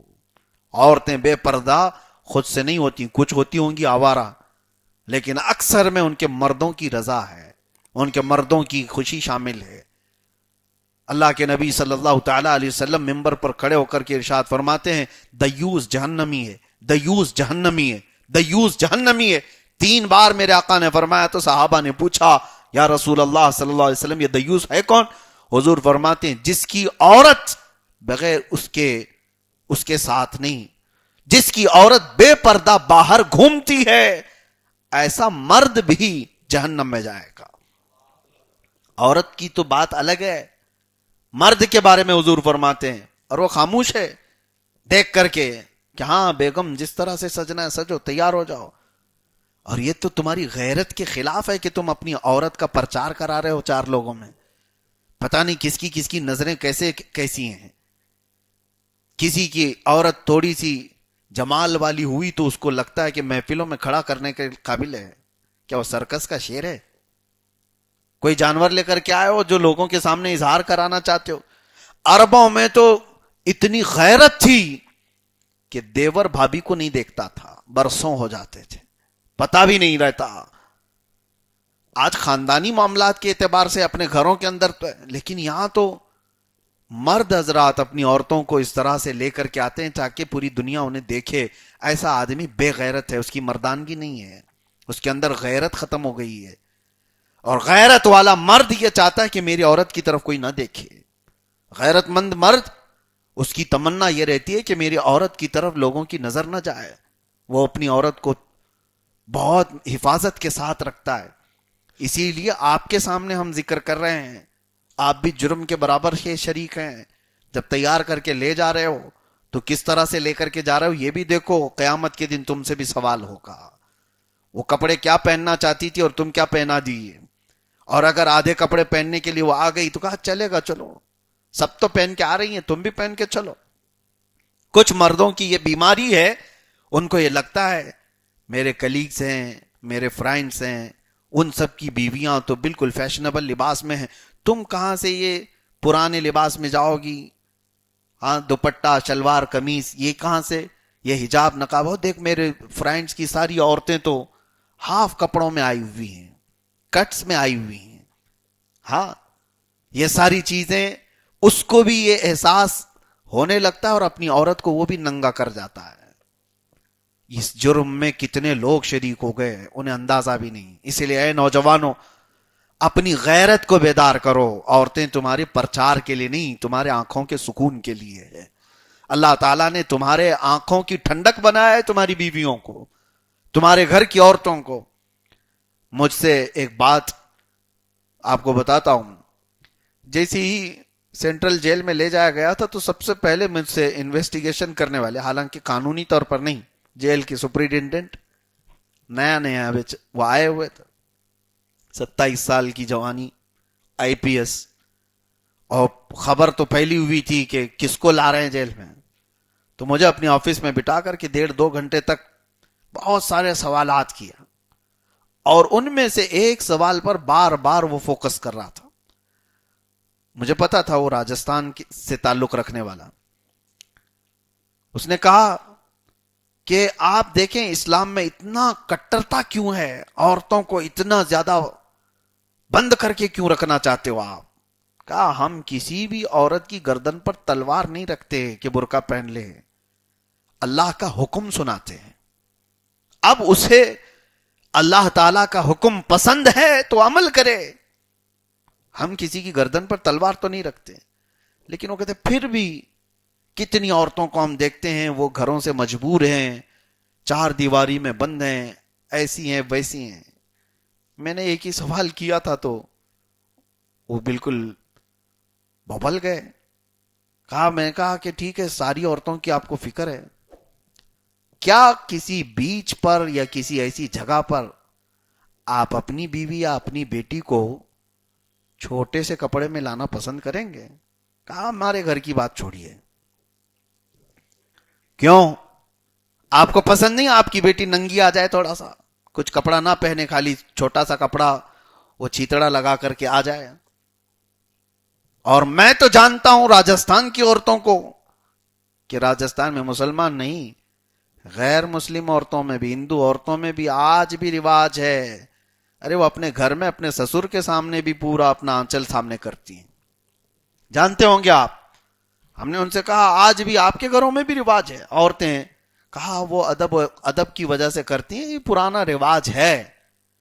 کہا آپ کو جس طرح سے اپنی بیٹی اور اپنی بیوی کے لیے پسند نہیں ہے, اسلام پورے کائنات کی بیٹیوں کو اپنی بیٹی کے مقام پر رکھ کر کے یہ حکم دیتا ہے. سب کی بیٹیاں عزت برابر کی ہے سب کی. یعنی کسی اور کی بیٹی کے ساتھ ریپ ہو جائے تو اس کو چھوڑ دیا جائے, اپنی بیٹی کے ساتھ ہو تو پھانسی کی سزا دی جائے؟ نہیں, اسلام میں سب کے لیے وہی حکم ہے, کسی کی بھی بیٹی کے ساتھ ہو. بہرحال ہم موضوع سے الگ نہ چلے جائیں. سیدہ کائنات کو ہم سنا رہے تھے, اس لیے میں عورتوں کو یہاں تلقین کرنا ضروری سمجھتا ہوں, تنبیہ کرنا سمجھتا ہوں. سیدہ فاطمہ الزہرا رضی اللہ تعالیٰ عنہ کی ایک زندگی ہے تو ساری دنیا کے لیے وہ بہترین آئیڈیل ہے, بہترین نمونہ عمل ہے. سیدہ کائنات جب آئیں اپنے گھر مولا علی کرم اللہ وجہہ الکریم کے گھر, تو گھر کے سارے کام خود کیا کرتی تھی. بڑے باپ کی بیٹی تھی, رسول اللہ کی بیٹی تھی, عزت و وقار میں کوئی کمی نہیں, جن کے لیے خود رسول اللہ کھڑے ہوتے تھے. حضرت علی کے گھر آئیں, مختصر سی آمدنی پر وہ صبر کرتی تھی. ایک بار حضور پاک صلی اللہ تعالی علیہ وسلم کے پاس وہ آئیں تو حضرت علی بھی پیچھے پیچھے آئے سننے کے لیے کہ حضرت فاطمہ کیا کہہ رہی ہیں میری شکایت. کچھ چھوٹی سی بات پر تکرار ہوئی تھی. تو حضرت فاطمہ نے جب حضرت علی کے بارے میں کہا کہ میری ان سے اس بات پر تکرار ہو گئی یا رسول اللہ صلی اللہ علیہ وسلم، ابا جان میں کیا کروں. حضور پاک صلی اللہ تعالی علیہ وسلم نے حضرت فاطمہ سے یہ کہا، فاطمہ میں یہ نہیں چاہتا کہ کبھی تم علی کو ناراض کرو، اور اللہ تبارک و تعالیٰ تمہیں صبر عطا کرے، اور تم کو اللہ تعالیٰ وہ عطا کرے گا جو وہم و گمان سے زیادہ ہے. یہ کہا حضرت علی پیچھے سے سن رہے تھے. تو حضرت علی نے کہا اسی دن میں نے دل میں یہ ارادہ کر لیا کہ آج سے زندگی بھر کبھی بھی ایسی بات نہ کروں گا جو فاطمہ کے دل کو ٹھیس پہنچے یا فاطمہ کو تکلیف ہو. یہاں پر ایک بات ہے، بیٹی باپ کے گھر آئے کوئی شکایت لے کر کے تو یہاں آدھا گھر تو یہی توڑ دیتا ہے سسرا، آدھا گھر یہ بیٹی کا باپ یا بیٹی کی ماں یہی لوگ توڑ دیتے ہیں. کہا کیسے تجھے اس نے آنکھ دکھایا، ہاں کیا بولا تجھ کو، تیری ساس ایسا بولتی ہے، تیرا سسرا ایسا کرتا ہے، تیری نندیں ایسا کرتی ہیں. ہم ابھی جائیں گے، پنچ بٹھائیں گے، لے کر کے جائیں گے مہیلا منڈل میں. یہ بیٹی کی ماں کرتی ہے، آدھا گھر یہ توڑ دیتی ہے. رسول پاک صلی اللہ تعالی علیہ وسلم اپنی بیٹی کو کیا کہہ رہے، فاطمہ میں یہ پسند نہیں کرتا کہ کبھی تم سے علی ناراض ہو، علی ناراض نہ ہو. حضور پاک صلی اللہ تعالی علیہ وسلم حضرت علی کو بلا کر ڈانٹ تو سکتے تھے. حضرت علی کیا حضور پاک صلی اللہ علیہ وسلم کے سامنے آنکھ بھی اٹھاتے؟ نہیں. یہ آداب معاشرت ہیں، زندگی گزارنے کے اصول ہیں. آج یہاں پر بھی بہت سارے لوگوں کو میں ایک پیغام دینا چاہتا ہوں، اپنی بیٹیوں کو بچپن سے ہی تربیت دینے لگ جاؤ، کم چیزوں میں، چھوٹی سی چیزوں میں صبر کرنے کا. کچھ عورتوں کو یہ باتیں بری لگتی ہیں کہ سارا صبر صرف ہماری زندگی میں ہم کو ہی کرنا ہے، شوہروں کے لیے کوئی صبر ہی نہیں ہے. نہیں، سب ہے، لیکن ہم اپنے حصے کی نصیحت تو کریں. اپنی بیٹیوں کی تربیت ایسی کرو، ان سے کہو کہ ہمیشہ تمہیں اس طرح سے حالات نہیں ملنے والے جیسے باپ تمہیں پال رہا تھا. کچھ بیٹیاں گھروں میں جا کر کے شادی ہونے کے بعد اپنے شوہروں سے صرف اس لیے لڑتی ہیں کہ آج تک کبھی میرے باپ نے مجھ سے ایسا کروایا نہیں. ایک تو شادی ٹوٹنے کے قریب آئی تھی، وجہ کیا ہے، وہ صرف اتنی سی لڑائی ہے. بیوی یہ کہہ رہے، دلہن یہ کہہ رہی نہیں ہے، ابھی کہہ رہی میں اس لیے جھگڑا ہوا. میں اس کے شوہر سے پوچھا جھگڑا کس بات پر ہوا؟ کہا رکشے میں بیٹھے تھے اس لیے جھگڑا ہوا. کہا کیوں، رکشے میں بیٹھنے سے جھگڑا کیوں ہوا؟ کہا کہتی میری زندگی میں کبھی باپ نے مجھے رکشے میں بٹھایا نہیں تھا، اس لیے ابھی نئے شوہر نے رکشے میں بٹھایا. تو یہ لڑنے لگ گئی، اتنی چھوٹی باتوں پر لڑنے لگ گئی. کچھ لڑکیاں وہ ہیں جو اپنے شوہروں کی بہت بڑی بڑی شکایتیں ہمارے پاس لائی ہیں. ہاں بڑی شکایتیں، اگر آپ بھی سنیں تو بہت بڑی ہیں. ان لڑکیوں کی شکایت یہ تھی کہ میرا شوہر پیزا نہیں کھلاتا، ہاں میرا شوہر کبھی آئس کریم نہیں دلاتا، کبھی رات کو ایک بار بھی لے کے نہیں جاتا. یہ بہت بڑی بڑی شکایتیں ان کی ہیں. یہ کس وجہ سے آئی؟ باپ کی اور ماں کی صحیح تربیت نہ ہو. بچپن سے اپنی بیٹیوں کی تربیت ایسی کرو تاکہ ان کے گھر سکون کے ساتھ گزر سکے، لاڑ و پیار، محبت، ساری چیزیں اپنی بیٹیوں کے ساتھ پوری ہوں. کون باپ اپنی بیٹیوں سے محبت نہیں کرتا؟ بیٹیاں ہمارے آنکھوں کی ٹھنڈک ہیں، ہمارے جگر کی ٹکڑیاں، لیکن ساتھ میں انہیں یہ سمجھائیں کہ یہ زندگی بعد کی، ہمیشہ باپ کا پیار نہیں ہوتا، ہمیشہ تمہاری ماں کی یہ ممتا ساتھ نہیں رہتی. آگے کی زندگی تمہیں خود اپنے پیروں پر کھڑے ہو کر کے گزارنا ہے. کچھ سختیاں آئیں گی، کچھ مصیبتیں آئیں گی، ان کا سامنا کرنا ہوگا، کبھی گھر میں فاقہ ہوگا. ایک شوہر ایسا بھی میں جانتا ہوں، اپنے علاقے کرناٹک کی بات میں کہہ رہا ہوں، پیچھے نماز پڑھتا تھا، ذکر میں آتا تھا، بہت سارے دنوں کے بعد اچانک غائب ہوا. پوچھا گیا کیا ہوا؟ کہا کہ وہ تو چلا گیا، وہ بنگلور چلا گیا دوسری جگہ پر. کئی دنوں کے بعد پتا چلا کہ وہ بگڑ گیا ہے بہت بری طرح سے، شراب پی رہا ہے، نشہ کر رہا ہے، بہت ساری چیزیں ہو گئی چند ہی سالوں میں. میں آپ کو بتاتا ہوں، یہ کئی بار میں نے اپنے بیان میں بھی کہا. اس سے میں ایک دن ملاقات کے بعد پوچھا کہ کیا ہوا، وہ رونے لگ گیا. کہا میں آنے سے ڈر رہا تھا آپ کے پاس، شرم بھی آتی تھی، لیکن بات یہ ہے اچھی خاصی زندگیاں گزر رہی تھی، اب جا کر کے اس کو جس چیز کا احساس ہوا، ہمارے سامنے بول رہا تھا کہ میری بیوی کے جتنے ایکسپیکٹیشن ہیں وہ سب پورے میں کر ہی نہیں پاتا ہوں، اس کے سارے جتنے سامان ہیں وہ ساری چیزیں لا نہیں پاتا تھا، تنخواہ کم تھی، اور اس نے ہی مجھے کہا کہ اور بڑی نوکری کر لو، تو میں نوکری کرنے کے لیے ادھر چلا گیا، پھر بھی یہ ساری چیزیں ہو نہیں پاتی تھی گھر کی، میری بیوی کچھ نہ کچھ چیزیں بولتی اور پھر مجھے ٹونٹ مارتی، اور میں شرمندہ ہو جاتا، کچھ نہ کچھ کر کے میری بیوی کے ساری چیزیں لے آؤں۔ اس کے بعد پھر سگریٹ پینے کی عادت پڑ گئی، پھر دوستوں کے مجمع میں بیٹھتے بیٹھتے پھر ٹینشن اتنا زیادہ ہو گیا، ڈپریشن میں آ گیا، پھر لوگوں نے مجھے شراب بھی پلا دیا، ڈرگس بھی دے دیا، وہاں تک پہنچ گیا۔ لیکن میرے عزیزو، جڑ کیا تھی اس کی؟ جڑ کیا تھی؟ ایک بھلے اچھے خاصے مرد کو بگاڑنے پر کبھی عورتوں کی خواہشات ہوتی ہیں، ان کی لمبی خواہشات۔ کچھ عورتوں کے میک اپ سیٹ ہی نہیں آ پاتے ان کے مردوں کی تنخواہوں پر، تو اس وجہ سے وہ لڑ رہی ہوتی ہیں، جھگڑ رہی ہوتی ہیں کہ میرا یہ سامان نہیں آ پاتا، وہ سامان نہیں آ پاتا۔ سیدہ کائنات فاطمہ الزہرا کے گھر میں دیکھو، اللہ اکبر، حضور پاک صلی اللہ تعالی علیہ وسلم ایک بار دوپہر کے وقت گھر سے باہر نکلے، اور اس وقت حضرت ابوبکر اور حضرت عمر بھی آئے، شدت کی گرمی تھی۔ نبی پاک صلی اللہ تعالی علیہ وسلم حضرت ابوبکر اور حضرت عمر سے کہتے ہیں کس چیز نے تمہیں باہر نکالا؟ حضرت ابوبکر اور حضرت عمر کہتے ہیں بھوک نے۔ حضور پاک صلی اللہ علیہ وسلم فرماتے ہیں مجھے بھی بھوک نے باہر نکالا، چلو چلتے ہیں۔ ایک کھجور کے باغیچے میں پہنچے، حضرت ابو ایوب انصاری کا تھا، ان سے کہا کہ تمہارے باغیچے میں کچھ پکی کھجوریں ہوں اتارو۔ ابو ایوب انصاری وہ میزبان رسول ہیں مدینہ طیبہ کے، جن کے گھر پر سب سے پہلے میرے آقا اترے تھے، انہوں نے کھجوریں اتاری، اور اس کے بعد اپنے باغیچے میں ایک 6 مہینے کی بکری کا بچہ ذبح کیا، اور رسول کریم صلی اللہ تعالی علیہ وسلم کے لیے، حضرت ابوبکر حضرت عمر کے لیے سالن بنوایا۔ میرے آقا صلی اللہ تعالی علیہ وسلم سالن کو 2 حصوں میں کرتے ہیں، اور فرماتے ہیں ایک صحابی کہ حضور نے فرمایا لے جاؤ ایک آدھا حصہ فاطمہ کے گھر دے آؤ، وہ پچھلے 8 دن سے فاقے میں ہے۔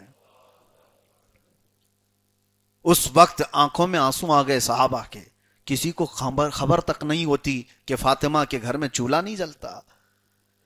یہ صبر و قناعت والی ان کی زندگی تھی، کبھی اپنے شوہر کی یہ شکایت نہیں لے کر کے آئیں کہ میرے شوہر کی تنخواہ سے میرا گھر پورا نہیں ہو پاتا۔ اتنی تنخواہ تھی حضرت علی کرم اللہ وجہہ الکریم کی، آپ کو میں بتاؤں، ایک مرتبہ حضرت فاطمہ، ان کے دونوں بیٹے حضرت حسن و حسین بیمار ہوئے تھے، تو منت کر لی تھی۔ یہ تذکرہ قرآن پاک کی آیتیں کس لیے نازل ہوئی میں بتا رہا ہوں، آیات کا شان نزول ہے 29ویں پارے میں سورہ دہر میں۔ منت مانگ لی کہ بیٹے صحیح ہو جائیں، صحت یاب ہو جائیں تو ہم 3 روزے رکھیں گے، سارے گھر والے 3 روزے رکھیں گے۔ بچے صحت یاب ہو گئے، گھر میں روزہ رکھا گیا۔ گھر میں 5 لوگ تھے، حسن و حسین، سیدہ فاطمہ، حضرت علی اور آپ کی ایک کنیزہ فضہ، اور منت کے روزے تھے۔ شام ہوئی، افطار کا وقت، حضرت علی رضی اللہ تعالیٰ عنہ اتنی کمائی کرتے تھے، 2 درہم آپ کی تنخواہ تھی، جس سے صرف اتنا آٹا آتا کہ 5 ہی روٹیاں بنتی تھی گھر میں، 5 روٹیاں جس سے بن جائیں حضرت علی کی تنخواہ سے۔ شام کے وقت گرم روٹیاں بنی ہوئی تھیں، اسی وقت ایک مسکین دروازے پر آیا اور اس نے آواز دی اے رسول اللہ کے گھر والوں، میں بھوکا ہوں، کھلاؤ۔ حضرت فاطمہ نے 5 روٹیاں ان کو دے دی۔ ایسا نہیں کہ روزے سے ہیں ہم 4 روٹیاں رکھ لیں، 1 دے دیں، 5 روٹیاں دے دیں۔ اور اس کے بعد دوسرے دن پانی پی کر کے روزہ رکھا۔ حضرت علی اسی حالت میں پھر کام کرنے کے لیے گئے، شام کو پھر اپنی تنخواہ لی اور آٹا خریدا اور گھر پر آئے، پھر روٹیاں بنی۔ آج پھر روٹیاں بنی تھی، ایک یتیم بچہ آ کر کھڑا ہو گیا، کہا کہ اے رسول اللہ کے گھر والوں، میں بھوکا ہوں، کھلاؤ۔ پھر 5 روٹیاں اس کو دے دی۔ 2 روزے اسی طرح چلے گئے، تیسرا روزہ تھا منت کے، اور پانی سے سحری ہوئی، تیسرا روزہ، اور اس کے بعد شام کا وقت، حضرت علی پھر آج اپنی تنخواہ لے آئے، اور اس کے بعد روٹیاں بنی۔ جیل سے چھوٹا ہوا ایک قیدی آ گیا، دروازے پر کھڑے ہو کر اس نے بھی وہی آواز دی اے رسول اللہ کے گھر والوں، میں بھوکا ہوں، مجھے کچھ کھلاؤ۔ حضرت فاطمہ نے وہ 5 روٹیاں دے دی۔ تصور کر سکتے ہو 3 روزے اور بغیر کچھ کھائے ہوئے، صرف پانی پر سحری، پانی پر افطاری. یہاں تک کہ تیسرا دن تھا، حضرت حسنین کریمین کے پیٹ پیٹ سے لگ چکے تھے، وہ طاق میں دبک کر کے بیٹھے تھے دیواروں میں. رسول پاک صلی اللہ تعالی علیہ وسلم گھر میں داخل ہوئے اور اچانک دیکھا، آواز دی تو ان کی آواز نہیں نکل رہی تھی بچوں کی. رسول پاک صلی اللہ تعالی علیہ وسلم نے پوچھا یہ کیا حال ہے؟ تو حضرت فاطمہ نے واقعہ پورا سنایا کہ ہم نے منت کی اور روزے رکھے تھے، اور 3 دن تک کچھ لوگ مانگنے کے لیے آئے اور ہم نے ان کو دے دیا. حضور ابھی یہ سن رہے تھے کہ جبرائیل امین علیہ السلام تشریف لائے ہیں. جبرائیل آئے اور رسول پاک صلی اللہ علیہ وسلم کی بارگاہ میں عرض کرتے ہیں، یا رسول اللہ صلی اللہ علیہ وسلم، اس اہل بیت کے پاس جو پہلے دن مسکین آیا، دوسرے دن یتیم آیا، تیسرے دن ایک قیدی آیا، نہ وہ یتیم تھا، نہ مسکین تھا، نہ قیدی تھا، وہ اللہ کے فرشتے تھے جو اہل بیت کا امتحان لینے آئے تھے. اور آپ کو خوشخبری دینے آیا ہوں کہ اللہ تعالیٰ آپ کے گھر والوں سے راضی ہے. اور اس کے بعد حضرت فاطمہ کو رسول پاک صلی اللہ علیہ وسلم نے خوشخبری دی اور جنت کا دسترخوان ان کے گھر پر اترا. اور قرآن کی یہ آیت آئی، وَيُطْعِمُونَ الطَّعَامَ عَلَى حُبِّهِ مِسْكِينًا وَيَتِيمًا وَأَسِيرًا. یہ وہ لوگ ہیں جو اللہ کی محبت میں کبھی مسکین کو کھلاتے ہیں، کبھی یتیم کو کھلاتے ہیں، اور کبھی قیدی کو کھلاتے ہیں. یہ آیت کسی اور کے لیے نہیں، یہ فاطمہ کے گھرانے کے لیے آئی. وہاں کبھی یہ شکایتیں تو نہیں تھی، نہ حضرت علی لڑ پڑے ان سے کہ فاطمہ کیا کل کا کل اٹھا کے دے دیتی ہو، کچھ تو رکھو. وہ کیسا گھرانہ تھا، حضرت فاطمہ دیتی رہی، حضرت علی کبھی اس پر شکایت نہیں، اعتراض نہیں. انہیں پتا تھا کہ اللہ کی رضا کے لیے اٹھے ہوئے ہاتھ ہیں، رسول اللہ کی بیٹی کا ہاتھ ہے. نہ اسے روکا، نہ شکایت کی کہ کل میں بھوکا کیسے کماؤں، پرسوں 3 دن کیسے کماؤں. حضرت علی نے کبھی حضرت فاطمہ کے اس کام پر سوال نہیں کیا. عزیزان گرامی وقار، یہ وہ گھرانہ ہے جس کے متعلق رسول کریم صلی اللہ تعالی علیہ وسلم فرماتے، ایک مرتبہ ایسا بھی ہوا، حضرت فاطمہ بیٹی ہوئی تھی کہ انصار کی عورتیں آئیں اور کہا ایک فلاں جگہ ایک شادی کی کچھ محفل تھی تو اس میں شریک ہونا ہے، فاطمہ تم بھی آؤ. حضرت فاطمہ ایسی محفلوں میں اکثر جاتی نہیں. حضور پاک صلی اللہ تعالی علیہ وسلم نے فرمایا فاطمہ جاؤ، ان خواتین کے ساتھ جاؤ، شریک ہو جاؤ. حضرت فاطمہ کے پاس جو لباس تھا وہ بوسیدہ لباس تھا، بوسیدہ لباس اس طرح کا تھا کہ جیسے بہت عمدہ کپڑے نہیں تھے. انہوں نے کہا یہی پہن کر کے جاؤں، تو حضرت فاطمہ وہی کپڑے پہن کر کے اس شادی کی محفل میں جہاں گئی، وہاں تو عورتیں بڑے عمدہ عمدہ کپڑے پہن کر کے آئی تھیں، سب مالدار عورتیں اچھے اچھے کپڑے پہن کر کے آئیں. حضرت فاطمہ اس دعوت سے جلدی واپس آئی اور تھوڑی سی غمگین تھی. حضور پاک صلی اللہ تعالی علیہ وسلم نے حضرت فاطمہ کو بلایا، پوچھا فاطمہ غمگین کیوں؟ کہا وہاں تو سب عمدہ عمدہ لباس پہن کے آئے ہوئے تھے اور رسول اللہ کی بیٹی پرانا لباس پہن کر گئی ہوئی تھی، کہیں وہ مجھے ہلکا نہ سمجھ رہے ہوں. میرے آقا صلی اللہ تعالی علیہ وسلم نے فرمایا وہاں کون کون عورتیں تھیں؟ کہا فلاں فلاں. حضور نے عورتوں میں سے کچھ کو بلایا، ان عورتوں میں ایک کو پوچھا کیسی تھی دعوت؟ وہ خاتون کہتی ہیں یا رسول اللہ صلی اللہ علیہ وسلم دعوت ایک طرف، چرچے صرف فاطمہ کے لباس کے چل رہے تھے، چرچے صرف فاطمہ کے لباس کے چل رہے تھے. دوسری عورت کہتی ہیں ہمیں اندازہ نہیں تھا کہ فاطمہ اتنا عمدہ لباس پہن کر کے آئی تھی. سب عورتیں یہ کہنے لگی، وہ سب چلی گئیں تو حضور مسکرائے. حضرت فاطمہ کہتی یا رسول اللہ میں تو یہ پرانا لباس پہن کے گئی تھی، یہ عورتیں کیسے اس طرح کی باتیں کر رہی ہیں؟ حضور پاک صلی اللہ تعالی علیہ وسلم فرماتے ہیں فاطمہ اللہ نے تیرے جسم کو ایسا بنایا ہے کہ جو اس سے مس ہو جائے وہ دنیا کا سب سے عمدہ کہلاتا ہے. ان کی آنکھوں میں اللہ نے دنیا کا سب سے عمدہ لباس بنا کر کے رکھا ہے، اور اسی لیے حضور نے کیا فرمایا میں نے تمہارا نام ہی فاطمہ رکھا، جو تم سے محبت کرے اس کو اللہ تعالیٰ آگ سے دور کر دیتا ہے. اب سنیے جو اہل بیت کے گھرانے کی سخاوتیں ہیں، اللہ اکبر. اسی لیے ہم بھکاری ہیں اس دربار کے اور اس آستانے کے، میرے آقا صلی اللہ تعالی علیہ وسلم کے اس گھرانے کے، اس لیے کہ ہمیں پتہ ہے وہاں سے کبھی خالی ہاتھ نہیں لوٹتا. اور بہت سارے بزرگوں نے فرمایا، ایک وظیفہ بھی میں آپ کو بتا کر جاتا ہوں، ایک عمل بھی، پھر کسی اور موقع پر اس کا تفصیلی عمل میں بتاؤں گا. ایک نماز بھی ہے اور اس میں دعا بھی ہے، اور اس کا ایصال ثواب حضرت فاطمہ کی روح کو کرو، اور کچھ نہیں، حضرت فاطمہ سے صرف اتنی ریکویسٹ کر کے سو جاؤ، یا سیدہ کائنات میری یہ حاجت ہے، بس رسول اللہ کے پاس اس کو پیش کر دیجیے۔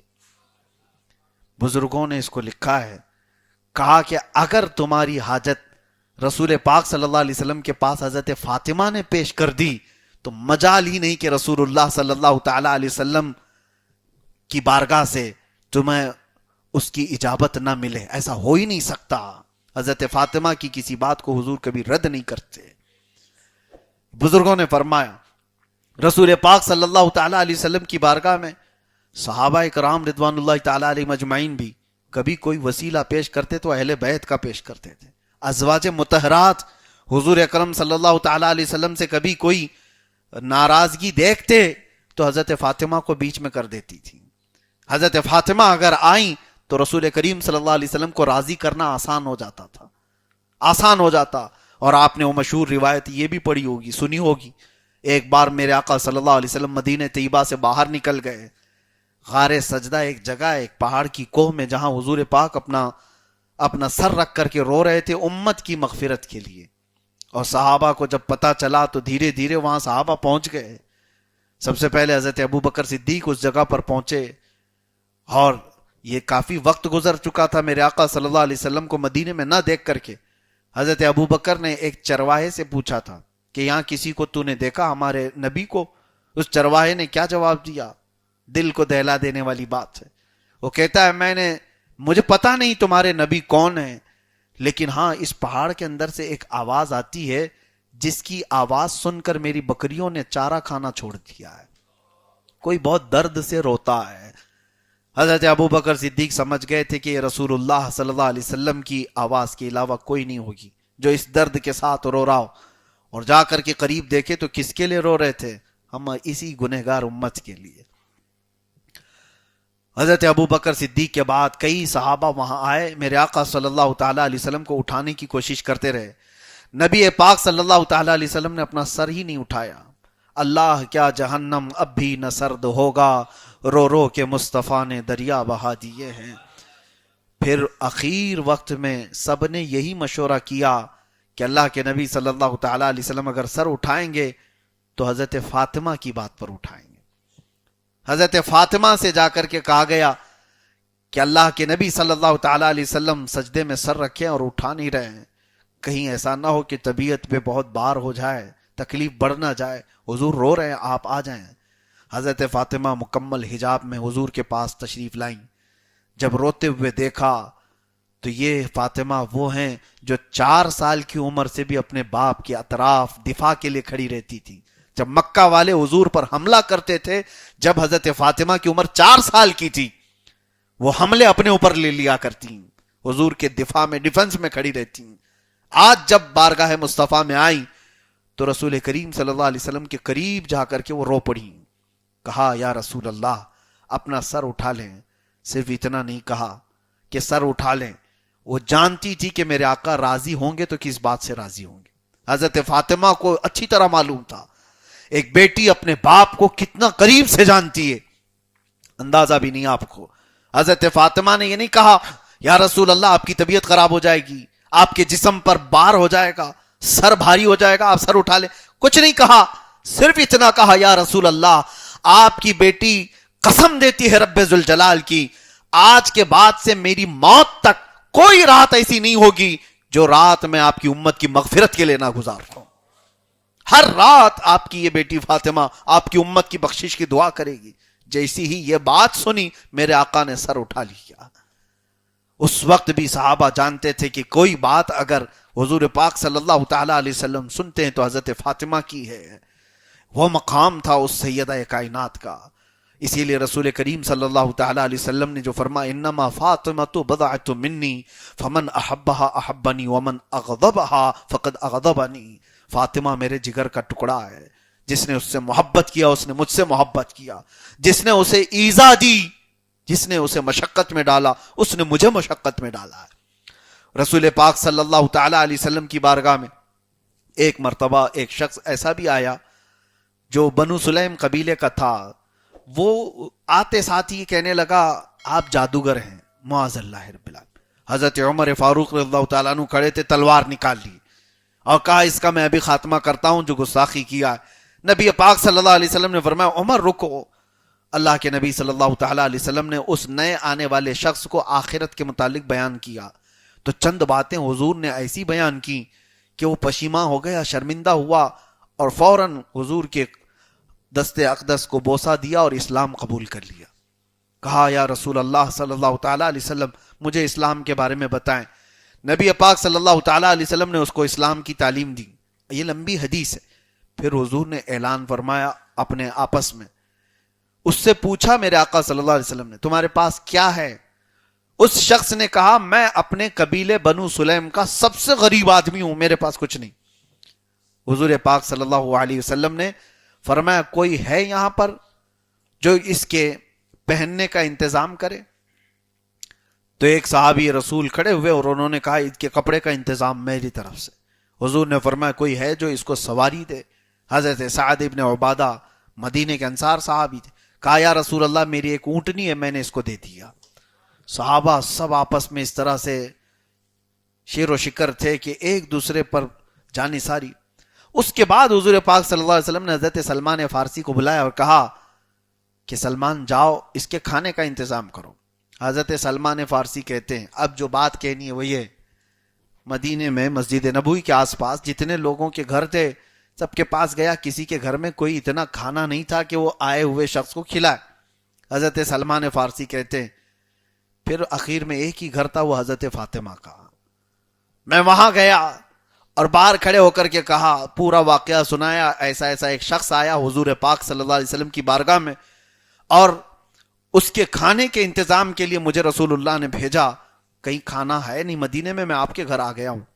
حضرت فاطمہ نے کہا سلمان میرے گھر میں پچھلے 3 دن سے فاقہ ہے، لیکن ایسا نہیں ہے کہ اس کے کھانے کا انتظام نہ ہو۔ اپنی وہ چادر دی جو رسول اللہ نے ان کو جہیز میں دیا تھا، کہا جاؤ شمعون نام کا ایک یہودی ہے، اس کے ہاتھ میں یہ بیچ دو، وہ جانتا ہے اس کی قدر جانتا ہے، اور اس سے جو مال ملے وہ لے کر کے آؤ، میں اس کے کھانے کا انتظام کر دوں گی۔ حضرت فاطمہ زہرا کی چادر لے کر سلمان فارسی گئے۔ ان کے گھر میں کچھ نہ ہو تو ایسا نہیں ہے کہ پھر کل دیکھ لیں گے آگے دیکھ لیں گے، جو ہے وہ بیچ کر کے مانگنے والے کو کھلا دیا جائے یا مستحق کو دیا جائے۔ حضرت سلمان فارسی رضی اللہ تعالیٰ عنہ وہ شمعون کے پاس آئے اور اس سے کہا یہ حضرت فاطمہ زہرا کی چادر ہے۔ اس نے دیکھتے ہی پہچان لیا اور اس کے بعد رو پڑا اور کہا یہی وہ چادر ہے جس کا ذکر ہم نے آسمانی کتابوں میں پڑھا، اور یہ وہ چادر کے بارے میں نے سن رکھا تھا اپنے بزرگ علماء سے کہ یہ بنت رسول اللہ کی چادر ہے۔ اور اس کے بعد کہا کہ اس چادر کی عظمت تم نہیں جانتے۔ وہ شمعون کہنے لگا اور اس کے بعد سنا روایات میں کہ وہ ایمان لے آیا، یہودیت سے اسلام میں آ گیا، اور جو کا آٹا یا جو کچھ اس کے پاس تھا وہ سب لے کر کے حضرت سلمان فارسی کے پاس دیا، چادر بھی بھیج دیا۔ اور اس کے بعد جب وہ جو کا آٹا لے کر کے آئے، اب سنی، حضرت سلمان فارسی لا کر حضرت فاطمہ کو دیتے ہیں، کہتے ہیں آپ کی چادر کے بدلے یہ ملا۔ اس کے بعد جب حضرت فاطمہ کے پاس آیا وہ مال، آٹا یا جو کچھ بھی تھا، وہ سب کا سب پکا کر کے حضرت فاطمہ نے حضرت سلمان فارسی کے ہاتھ میں دیا، کہا جاؤ مہمان رسول کو بھوکا رہنے نہ دینا، رسول اللہ کا مہمان ہے اسے کھلاؤ۔ حضرت سلمان فارسی وہ لیتے ہیں اور پلٹ کر کے کہتے ہیں آپ کے گھر میں بھی تو کچھ رکھ لو، آپ کا ہے کھانا، آپ کی ہیں روٹیاں، آپ بھی تو کچھ رکھ لو۔ حضرت فاطمہ کہتی ہیں ہمارا اللہ مالک ہے، جو آیا ہوا ہے اس کو پہلے کھلا دو۔ یہ لجپال گھرانہ تھا میرے آقا صلی اللہ علیہ وسلم کا، اور اتنا سخی گھرانہ تھا، کبھی اپنے پیٹ کو بھرنے کی کوشش نہیں کی۔ اس کے بعد جب یہ بات آئی میرے آقا صلی اللہ تعالی علیہ وسلم کی بارگاہ میں، پھر وہی فضیلت نازل ہوئی جبرائیل امین کی طرف سے کہ اللہ آپ کی بیٹی سے راضی ہوا۔ عزیزان گرامی وقار، ایک بات اور میں کہتا ہوں، فاطمہ زہرا رضی اللہ تعالیٰ عنہا سلام اللہ علیہا، ان کے مناقب بیان کرتے کرتے آپ پوری رات سنیں گے۔ میں نے وہ پوری حدیثیں آپ کے سامنے رکھی نہیں جو بخاری کی ہیں، مسلم کی ہیں، ترمذی کی ہیں، ابو داؤد کی ہیں. اتنی حدیثیں ہیں جو حضرت فاطمہ زہرا رضی اللہ تعالیٰ عنہ کے متعلق آئی ہوئی ہیں. نبی پاک صلی اللہ تعالیٰ علیہ وسلم نے ان کے مقام اور ان کے شان کو کس طرح بیان کیا. یہ محفل شیعوں کی محفل نہیں ہے. کوئی اگر یہ سمجھ رہا ہے کہ جہاں زہرا کی بات کی جاتی ہو وہ صرف شیعوں کی محفل، ہرگز نہیں. سنیوں کا سب سے بڑا حق ہے زہرا کا ذکر کرنے کا، اور ہم تو اس وسیلے سے دعائیں کرتے ہیں، مناقب ہم بیان کرتے ہیں، فضائل ہم بیان کرتے ہیں. عزیزان گرامی وقارہ، سیدہ کائنات فاطمہ الزہرا رضی اللہ تعالیٰ عنہ کے گھر کی ایک بڑی اور بات آپ کو سناتا ہوں. ایک بار سنا حضرت عثمان غنی نے حضور پاک صلی اللہ علیہ وسلم کو اپنے گھر میں دعوت میں بلایا. کہا یا رسول اللہ صلی اللہ تعالیٰ علیہ وسلم آپ میرے گھر تشریف لائیں، صحابہ بھی آپ کے ساتھ ہیں. حضرت عثمان کون ہیں؟ ارے غنی ہیں، مدینے کے رئیس ہیں، مالدار ہیں. حضور پاک صلی اللہ علیہ وسلم کی جب دعوت کی، کھانے بنائے جو کچھ بھی، اس کے بعد حضرت عثمان غنی رضی اللہ تعالیٰ عنہ حضور پاک صلی اللہ علیہ وسلم کے ساتھ مسجد نبوی کے ساتھ سے ہی چلتے رہے اور حضور کے ہر قدم کو گن رہے تھے. اور جیسے حضرت عثمان کے گھر تک پہنچے، حضور نے پوچھا عثمان یہ میرے قدم کیوں گن رہے ہو؟ کہا یا رسول اللہ صلی اللہ علیہ وسلم آپ نے اعزاز بخشا میرے گھر کو، آج تمنا یہ ہے کہ آپ کے ہر قدم کے بدلے ایک غلام آزاد کروں. ایک غلام آزاد کرنا آسان بات نہیں. آج کے زمانے کے تقریباً یوں سمجھ لو کہ 50 لاکھ روپے دے دینا، 1 کروڑ دے دینا، بڑی قیمت ہوا کرتی تھی غلاموں کی. اور حضرت عثمان غنی رضی اللہ تعالیٰ عنہ کہتے ہیں یا رسول اللہ آپ کے ہر قدم پر ایک غلام آزاد کرنے کی نیت ہے. اور اتنی بڑی بات تھی، لٹائیں. یہی تو بات کہتے ہیں کچھ لوگوں کو تو عثمانی ہونا چاہیے. میلاد میں اگر ہم لٹاتے ہیں تو یہ عثمان غنی کی بات ہے. کہیں یہ تو نہیں کہ حضرت عثمان سے پوچھو کہاں ہے قرآن میں، کہاں ہے حدیث میں کہ رسول اللہ جتنے قدم رکھے اتنے غلام آزاد کرو. وہ حضرت عثمان تمہیں جواب دیں گے. یہ ساری باتیں رسول اللہ صلی اللہ علیہ وسلم کا عشق ہوگا تو دلیل نہیں پوچھے گا. محبت میں ہر شے نچھاور ہے. ارے محبوب کا دیا ہوا ہے اسی پر نچھاور کیا جا رہا ہے. ہاں یہ ہے کہ ہم ناجائز کاموں میں نہیں لٹاتے، حرام کاموں میں نہیں لٹاتے. میرے آقا صلی اللہ تعالی علیہ وسلم کی میلاد، حضور کے آنے کی آمد، حضور کی آمد کی خوشی میں اگر ہم چراغاں کرتے ہیں تو کچھ لوگوں کے پیٹ میں درد کیوں ہوتا ہے، تکلیف کیوں ہوتی؟ ہمارے جھنڈوں سے تکلیف ہے، ہمارے لائٹوں سے تکلیف ہے. ادھر روشنی ہوئی ادھر اندھیرا ہو گیا. یہ ساری چیزوں کو کہتے ہیں یہ اسراف ہے، اسراف ہے. اتنا میلاد میں تم لوگ خرچہ کرتے ہو، اس سے کتنے ہاسپٹل بن جاتے ہیں. تمہاری بیٹیوں کی شادیوں سے ہی ہاسپٹل بنتے ہیں، میلاد سے ہی کیوں؟ عزیزان گرامی وقار، حضرت عثمان غنی رضی اللہ تعالیٰ عنہ غلام اتنے آزاد کر دیے، دعوت بھی ہو گئی. حضرت علی رات کو گھر میں آئے، غمگین تھے. حضرت فاطمہ نے پوچھا میرے رفیق حیات غم کی وجہ کیا ہے؟ کہا آج میرے بھائی عثمان نے ایسی شاندار دعوت کی کہ رسول اللہ صلی اللہ علیہ وسلم کے ساتھ صحابہ بھی آئے اور وہ قدم گن رہے تھے حضور کے، اور ہر قدم کے بدلے انہوں نے ایک ایک غلام آزاد کیا. میں یہ تمنا کر رہا ہوں کاش میرے پاس اتنا مال ہوتا تو میں بھی ویسی شایان شان حضور کی دعوت کرتا. میرے پاس اتنا مال نہیں عثمان کے برابر کا. حضرت فاطمہ نے کہا میرے سرتاج آپ جائیں رسول اللہ کو دعوت دیں، ہم بھی اس کا اہتمام کریں گے. حضرت علی نے کہا فاطمہ کہاں سے انتظام کرو گی؟ کہا آپ رسول اللہ کو دعوت دے کر کے آئیں اور آپ بھی قدم گنیں. حضور پاک صلی اللہ علیہ وسلم کی بارگاہ میں حضرت علی گئے. یقین بھی تھا حضرت فاطمہ پر، کہہ رہی ہے تو ہو بھی جائے گا. حضور کی بارگاہ میں آئے، کہا آج میرے گھر پر تشریف لائیں. حضرت علی کی دعوت پر میرے آقا صلی اللہ علیہ وسلم چل پڑے. حضرت علی بھی، کیونکہ حضرت فاطمہ نے کہا تھا، قدم گنتے ہوئے گئے.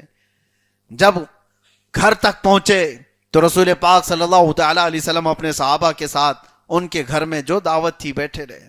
اور اس کے بعد دعوت تو ہو گئی. حضرت فاطمہ سے پوچھا فاطمہ حضور کے اتنے اتنے قدم پڑھے، عثمان نے اپنے مال سے غلام تو آزاد کر دیے تھے، ہم کیا کریں گے؟ حضرت فاطمہ مصلی بچھا کر کے دعا کرتی ہیں، اے اللہ تیرے رسول کی بیٹی کی لاج رکھ لے. اس کے شوہر نے تیرے نبی کی دعوت کی ہے اور خواہش یہ کی ہے کہ ہر قدم پر ایک غلام آزاد ہو. اے مولا تو اس خواہش کا اور میری اس तमन्ना की लाज रख ले, भरम रख ले। रसूल पाक सल्लल्लाहु ताला अलैहि वसल्लम घर में बैठे थे, इसी वक्त जिब्राइल अमीन तशरीफ लाए और कहा अल्लाह आपको सलाम पेश करता है या रसूल अल्लाह, आपकी बेटी की दुआएं अल्लाह ताला की बारगाह में पहुंची और रब ने हुक्म फरमाया आज आपके घर, अली के घर तक जितने कदम पहुंचे हैं, पड़े हैं, हर कदम के बदले अल्लाह ने 100 जहन्नमियों को आजाद कर दिया है। यहां गुलाम आजाद हुए, उनकी दावत में जहन्नम से आजाद हुए। वो अहले बैत का घराना है, उनके घराने की तमन्नाएं अल्लाह ताला पूरी फरमाता है। जब वो ख्वाहिश कर लें तो अल्लाह उसको पूरी कर देता है। कुरान में इसका जिक्र है, लहुम मा यशाऊन फीहा व लदैना मजीद, ये जो चाह लें अल्लाह के पास वो सब है, बल्कि अल्लाह फरमाता उससे ज्यादा हमारे पास है।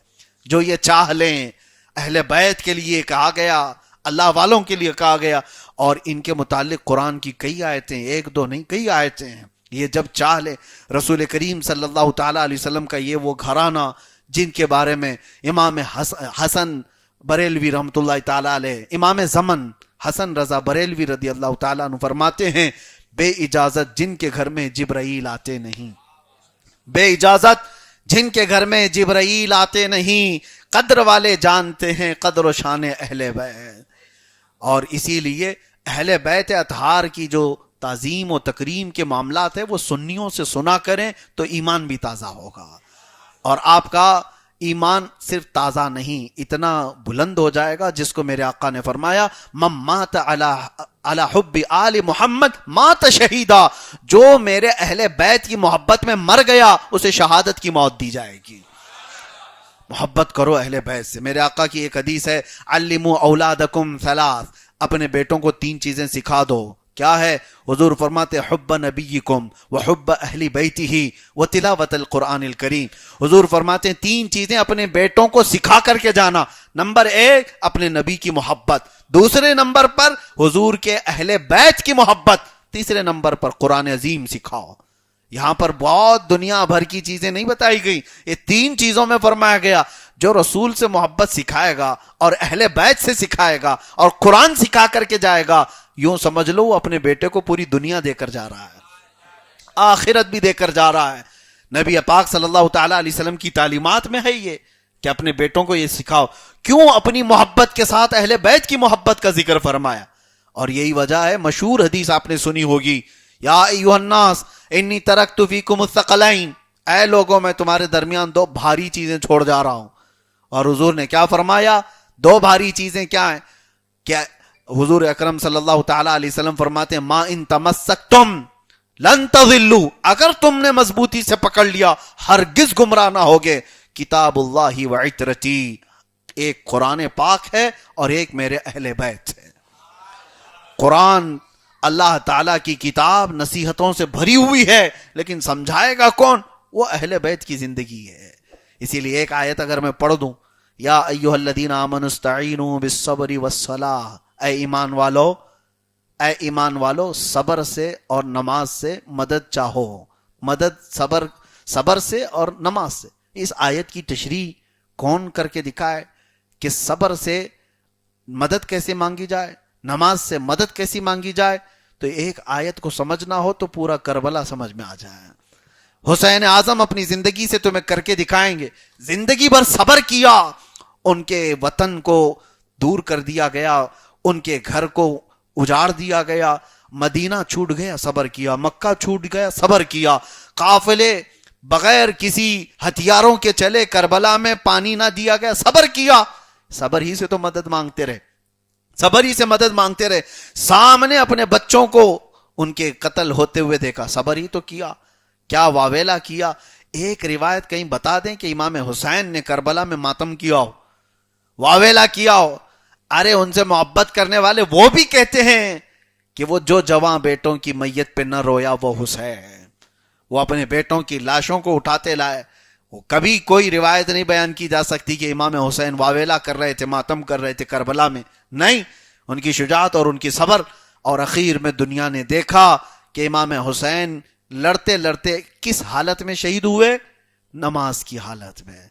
زندگی حسین کی بتاتی ہے صبر سے شروع کرو نماز پہ ختم کرو. یہی آیت کا مصداق ہے. قرآن نے کہا یا ایھا الذین آمنوا استعینوا بالصبر والصلاۃ، اے ایمان والو صبر سے مدد مانگو اور نماز سے مدد مانگو. کر کے دکھایا تو اہل بیت نے دکھایا ہے، ایک بھی نہیں، اہل بیت کی زندگیاں اس کی شاہد ہیں. بہرحال سیدہ کائنات فاطمہ الزہرا سلام اللہ علیہا کی بارگاہ میں آج ہم نے نذرانِ عقیدت پیش کیا ہے، اپنی محبتوں کے عقیدت کے گلہا پیش کیے ہیں، اور صرف اس نیت سے کہ اللہ تعالیٰ قبول فرمائے. وہ محفل خوشبو والی ہوتی ہے جس محفل میں حضرت فاطمہ کا ذکر ہوتا ہے. یہاں تک کہ میں نے ذکر کیا حضرت فاطمہ رضی اللہ تعالیٰ عنہ کی پیدائش کا اور ان کی جوانی کا اور ان کی شادی کا بھی ذکر آپ نے سن لیا. حضور کی بعثت کے 5 سال بعد حضرت فاطمہ کی ولادت ہوئی، یعنی اعلان نبوت کے 5 سال بعد، اور ہجرت کر کے آئیں تب اس وقت 8 یا 9 سال کی عمر تھی. اور جب مدینہ طیبہ میں 2 ہجری ہوئی تو حضرت علی سے نکاح ہو گیا. حضرت علی سے نکاح کے بعد حضرت فاطمہ کے بطن سے، آپ کے پیٹ سے 4 بچے ہوئے، ایک امام حسن اور ایک امام حسین، اور 2 بیٹیاں، ایک سیدہ زینب ایک سیدہ ام کلثوم. 4 اولاد حضرت فاطمہ کے بطن سے پیدا ہوئیں، اور 2 تو وہ ہیں حضرت امام حسن اور امام حسین جن کا نام خود رسول اللہ نے رکھا، اور حضرت زینب اور ام کلثوم 2 بیٹیاں. اس زندگی کے بعد ایک اور حدیث میں آپ کو سنا دوں. حضور پاک صلی اللہ علیہ وسلم ایک دن منبر پر کھڑے ہو کر کے فرماتے ہیں کہ کئی قبیلوں کے لوگوں نے یہ مجھ سے اجازت مانگی کہ ہم اپنی بیٹیاں علی سے بیاہ کرنا چاہتے ہیں، علی سے ہماری بیٹیوں کا نکاح کرنا چاہتے ہیں. حضور فرماتے ہیں میں نے ان کو منع کر دیا، پھر منع کر دیا، پھر منع کر دیا. 3 بار حضور نے فرمایا جب تک فاطمہ علی کے نکاح میں ہے علی کو دوسرا نکاح کرنا ہی حرام ہے. صرف شریعت میں ایکسیپشن ہے، یہ صرف حضرت علی کے لیے تھا. دوسرا نکاح کر سکتا ہے ہر آدمی، 4 تک کر سکتا ہے نا اجازت. 4 تک کی اجازت ہر مسلمان کو دی گئی ہے. اب بس اتنا ہی جملہ اٹھا لیں گے اب یہ لوگ. ہاں دیکھو ان کے یہاں مولانا صاحب 4 والے لوگ ہیں یہ.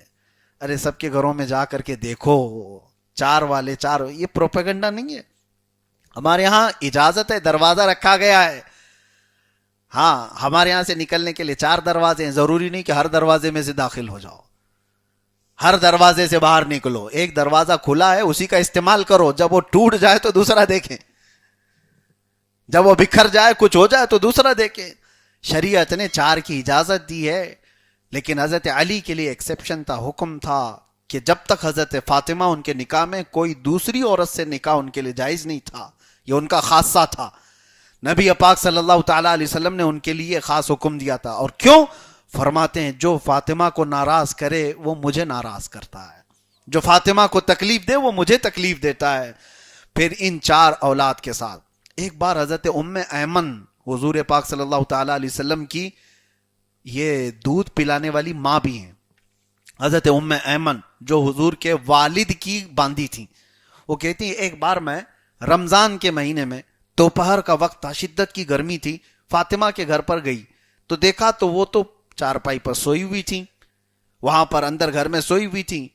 دروازہ کھلا ہوا تھا لیکن چکی پیسنے کی آواز آ رہی تھی، آٹا کوئی پیس رہا ہے. تو میں اندر گئی، دیکھا فاطمہ تو سو رہی ہیں اور آٹا پیسا جا رہا ہے، خود ہی چکی پیس رہی ہے. تو حضرت ام ایمن کہتی ہے میں ڈر کے بھاگ کر باہر آ گئی. کہا فاطمہ کے گھر میں یہ چکی خود بخود چل رہی ہے.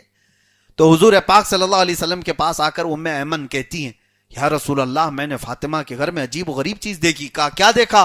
فاطمہ سو رہی ہیں اور ان کے گھر میں چکی پس رہی ہے، آٹا پس رہا ہے. تو حضور پاک صلی اللہ تعالیٰ علیہ وسلم مسکرائے اور پھر فرمایا اللہ نے مجھے بتایا کہ فاطمہ روزے سے تھکی ہوئی ہیں، اللہ نے فرشتوں کو بھیجا ان کے گھر کا آٹا پیسنے کے لیے. ان کے گھر کے کام ملائکہ کر رہے ہیں. یہ وہ گھرانہ ہے. اور بچے حسنین کریمین کبھی اگر گھر سے دور چلے جاتے. ایک بار حضرت فاطمہ بے قرار ہو کر حضور کی بارگاہ میں آئیں اور کہا کہ بچے دکھ نہیں رہے. حضور خود ڈھونڈنے کے لیے گئے تو ایک درخت کے نیچے سوئے ہوئے تھے 2 بچے حسن و حسین. اور حضور فرماتے ہیں جبرائیل ان کے اوپر اپنے پروں سے سایہ کیے ہوئے کھڑے تھے. اس گھرانے کی کیا بات کریں. رسول اللہ صلی اللہ تعالی علیہ وسلم کا عظیم گھرانہ. اور آج بھی آپ جائیں گے حضور کے روزے پر حاضری دینے کے لیے, جو جالیاں ہیں نا, جو جالیاں ہیں سامنے کی طرف سے حضور کو سلام پیش کر کے آپ نکلتے ہیں, لیکن پیچھے والا حصہ جہاں اصحاب صفہ کا چبوترا تھا, وہ جالیوں کے اندر حضرت فاطمہ کا گھر آ چکا ہے. یہ جتنی جالیاں ہیں اسی کے اندر حضرت فاطمہ رضی اللہ تعالیٰ عنہ کا گھر بھی آ گیا. وہ ایک ہی گھر تھا حضرت علی کا, جس گھر کے متعلق حکم یہ تھا کہ آپ نے یہ تو سن لیا کہ حضرت علی کو دوسرے کسی عورت سے نکاح کرنا جائز نہیں, لیکن ان کے لیے ایک ایکسیپشن اور بھی تھا کہ مسجد میں کوئی بھی جنابت کی حالت میں, ناپاکی کی حالت میں قدم بھی نہیں رکھ سکتا. ہمارے لیے بھی حکم یہی ہے, ناپاک ہیں آپ پر غسل واجب ہے تو مسجد میں قدم رکھنا حرام ہے, لیکن حضور پاک صلی اللہ علیہ وسلم نے حضرت علی سے کہا تھا یہ جنابت کی حالت میں بھی مسجد میں جا سکتے ہیں, صرف ان کے لیے. قرآن نے ان کی تطہیر بیان کر دی ہے, اللہ تعالیٰ ان کو پاک کر دیا ہے. تو یہ گھرانہ حضور پاک صلی اللہ علیہ وسلم کے گھرانے سے بالکل متصل تھا, بالکل لگا ہوا تھا. اب آخری بات ام المومنین عائشہ صدیقہ سے سنتے ہیں. حضرت عائشہ کہتی ہیں جب حضرت فاطمہ آتی تھیں تو ان کے چلنے کا انداز ہو بہو رسول اللہ کی طرح تھا. ہم دیکھتے تھے کہ حضور جیسا چلتے تھے حضرت فاطمہ ہو بہو ویسی ہی چلتی تھیں. وہ آئیں, حضور پاک صلی اللہ تعالی علیہ وسلم کا یہ آخری مرض تھا, یعنی آخری علالت بیماری کی حالت میں. اس وقت حضرت فاطمہ قریب آئیں بستر کے پاس. نبی کریم صلی اللہ علیہ وسلم نے ان کے کان میں کچھ بات کہی تو وہ رونے لگ گئیں. اس کے بعد پھر حضور نے ان کو قریب کیا, کہا کچھ اور بات, سرگوشی کی. حضرت فاطمہ مسکرائیں. وہ جیسی اٹھی حضرت عائشہ پوچھتی ہیں فاطمہ رسول اللہ نے کیا کہا؟ حضرت فاطمہ کہتی ہیں رسول اللہ کا راز میں افشا نہیں کر سکتی. وہ چلی گئیں. حضرت عائشہ کہتی ہیں جب حضور کی وفات ہو گئی تو میں نے فاطمہ سے پوچھا اب اللہ کے رسول کی زندگی ظاہری کے بعد وہ بات تو مجھے بتاؤ جو حضور نے تمہارے کانوں میں کی تھی. حضرت فاطمہ کہتی ہیں رسول پاک صلی اللہ علیہ وسلم نے کہا فاطمہ ہر سال جبرائیل میرے پاس ایک بار آتے تھے, پورے قرآن کا دور ہوتا تھا, حضور پورا قرآن انہیں سناتے. اس بار جبرائیل 2 بار آئے, اس سال 2 بار آئے, قرآن 2 بار دور ہوا. اور حضور فرماتے ہیں فاطمہ اب مجھے یہ لگتا ہے اس مرض میں میرا انتقال ہوگا, میں دنیا سے جا رہا ہوں. میں نے یہ خبر سنی تو رو پڑی. حضرت فاطمہ کہتی ہیں مجھے رونا آیا. اس کے بعد رسول اللہ صلی اللہ علیہ وسلم نے مجھے قریب کیا اور کہا فاطمہ غم نہ کر, کیا میں تجھے ایک اچھی خبر دوں؟ حضرت فاطمہ کہتی ہیں کیا ہے؟ حضور اکرم صلی اللہ علیہ وسلم فرماتے ہیں میرے گھر والوں میں سے, میری ازواج مطہرات, میرے چاہنے والے, ان سب میں سب سے پہلے مجھ سے اگر کوئی آ کر کے ملے گا تو وہ فاطمہ تم ہوگی, سب سے پہلے. اور ہوا یہی, نبی کریم صلی اللہ تعالی علیہ وسلم کی وفات کے صرف 6 مہینے کے بعد حضرت فاطمہ زہرا کا بھی انتقال ہو گیا. اور ان 6 مہینوں میں کبھی حضرت فاطمہ کو کسی نے ہنستے ہوئے نہیں دیکھا, کسی نے مسکراتے ہوئے نہیں دیکھا. رسول کریم صلی اللہ تعالی علیہ وسلم کی ایک بات ایک صحابی رسول بیان کرتے ہیں, حضرت عبداللہ ابن عباس کہتے ہیں جب رسول اللہ سفر میں جاتے تھے تو سب سے اخیر میں جس سے مل کر کے جاتے تھے وہ حضرت فاطمہ تھی. سب سے ملاقات ہوتی آخری میں جس سے ملتے تھے وہ حضرت فاطمہ ہوتی, اور حضرت فاطمہ سے مل کر کے حضور سفر میں جاتے, اور سفر سے آنے کے بعد سب سے پہلے حضرت فاطمہ سے ملتے تھے. یہ حضور کا معمول تھا نبی کریم صلی اللہ علیہ وسلم کا. اور یہی حضور ان کو کہہ کر کے بھی گئے کہ فاطمہ آخری اب تم سے ملاقات کر کے جا رہا ہوں. حضرت فاطمہ سے ملنے کے بعد حضور پھر کسی سے نہیں ملے, کسی سے نہیں ملے, اور حضور کی وفات ہو گئی اسی دن. اور حضور نے یہ بشارت بھی دے دی کہ میرے پاس میرے جانے کے بعد سب سے پہلے کوئی آئے گا تو فاطمہ تم ہوگی.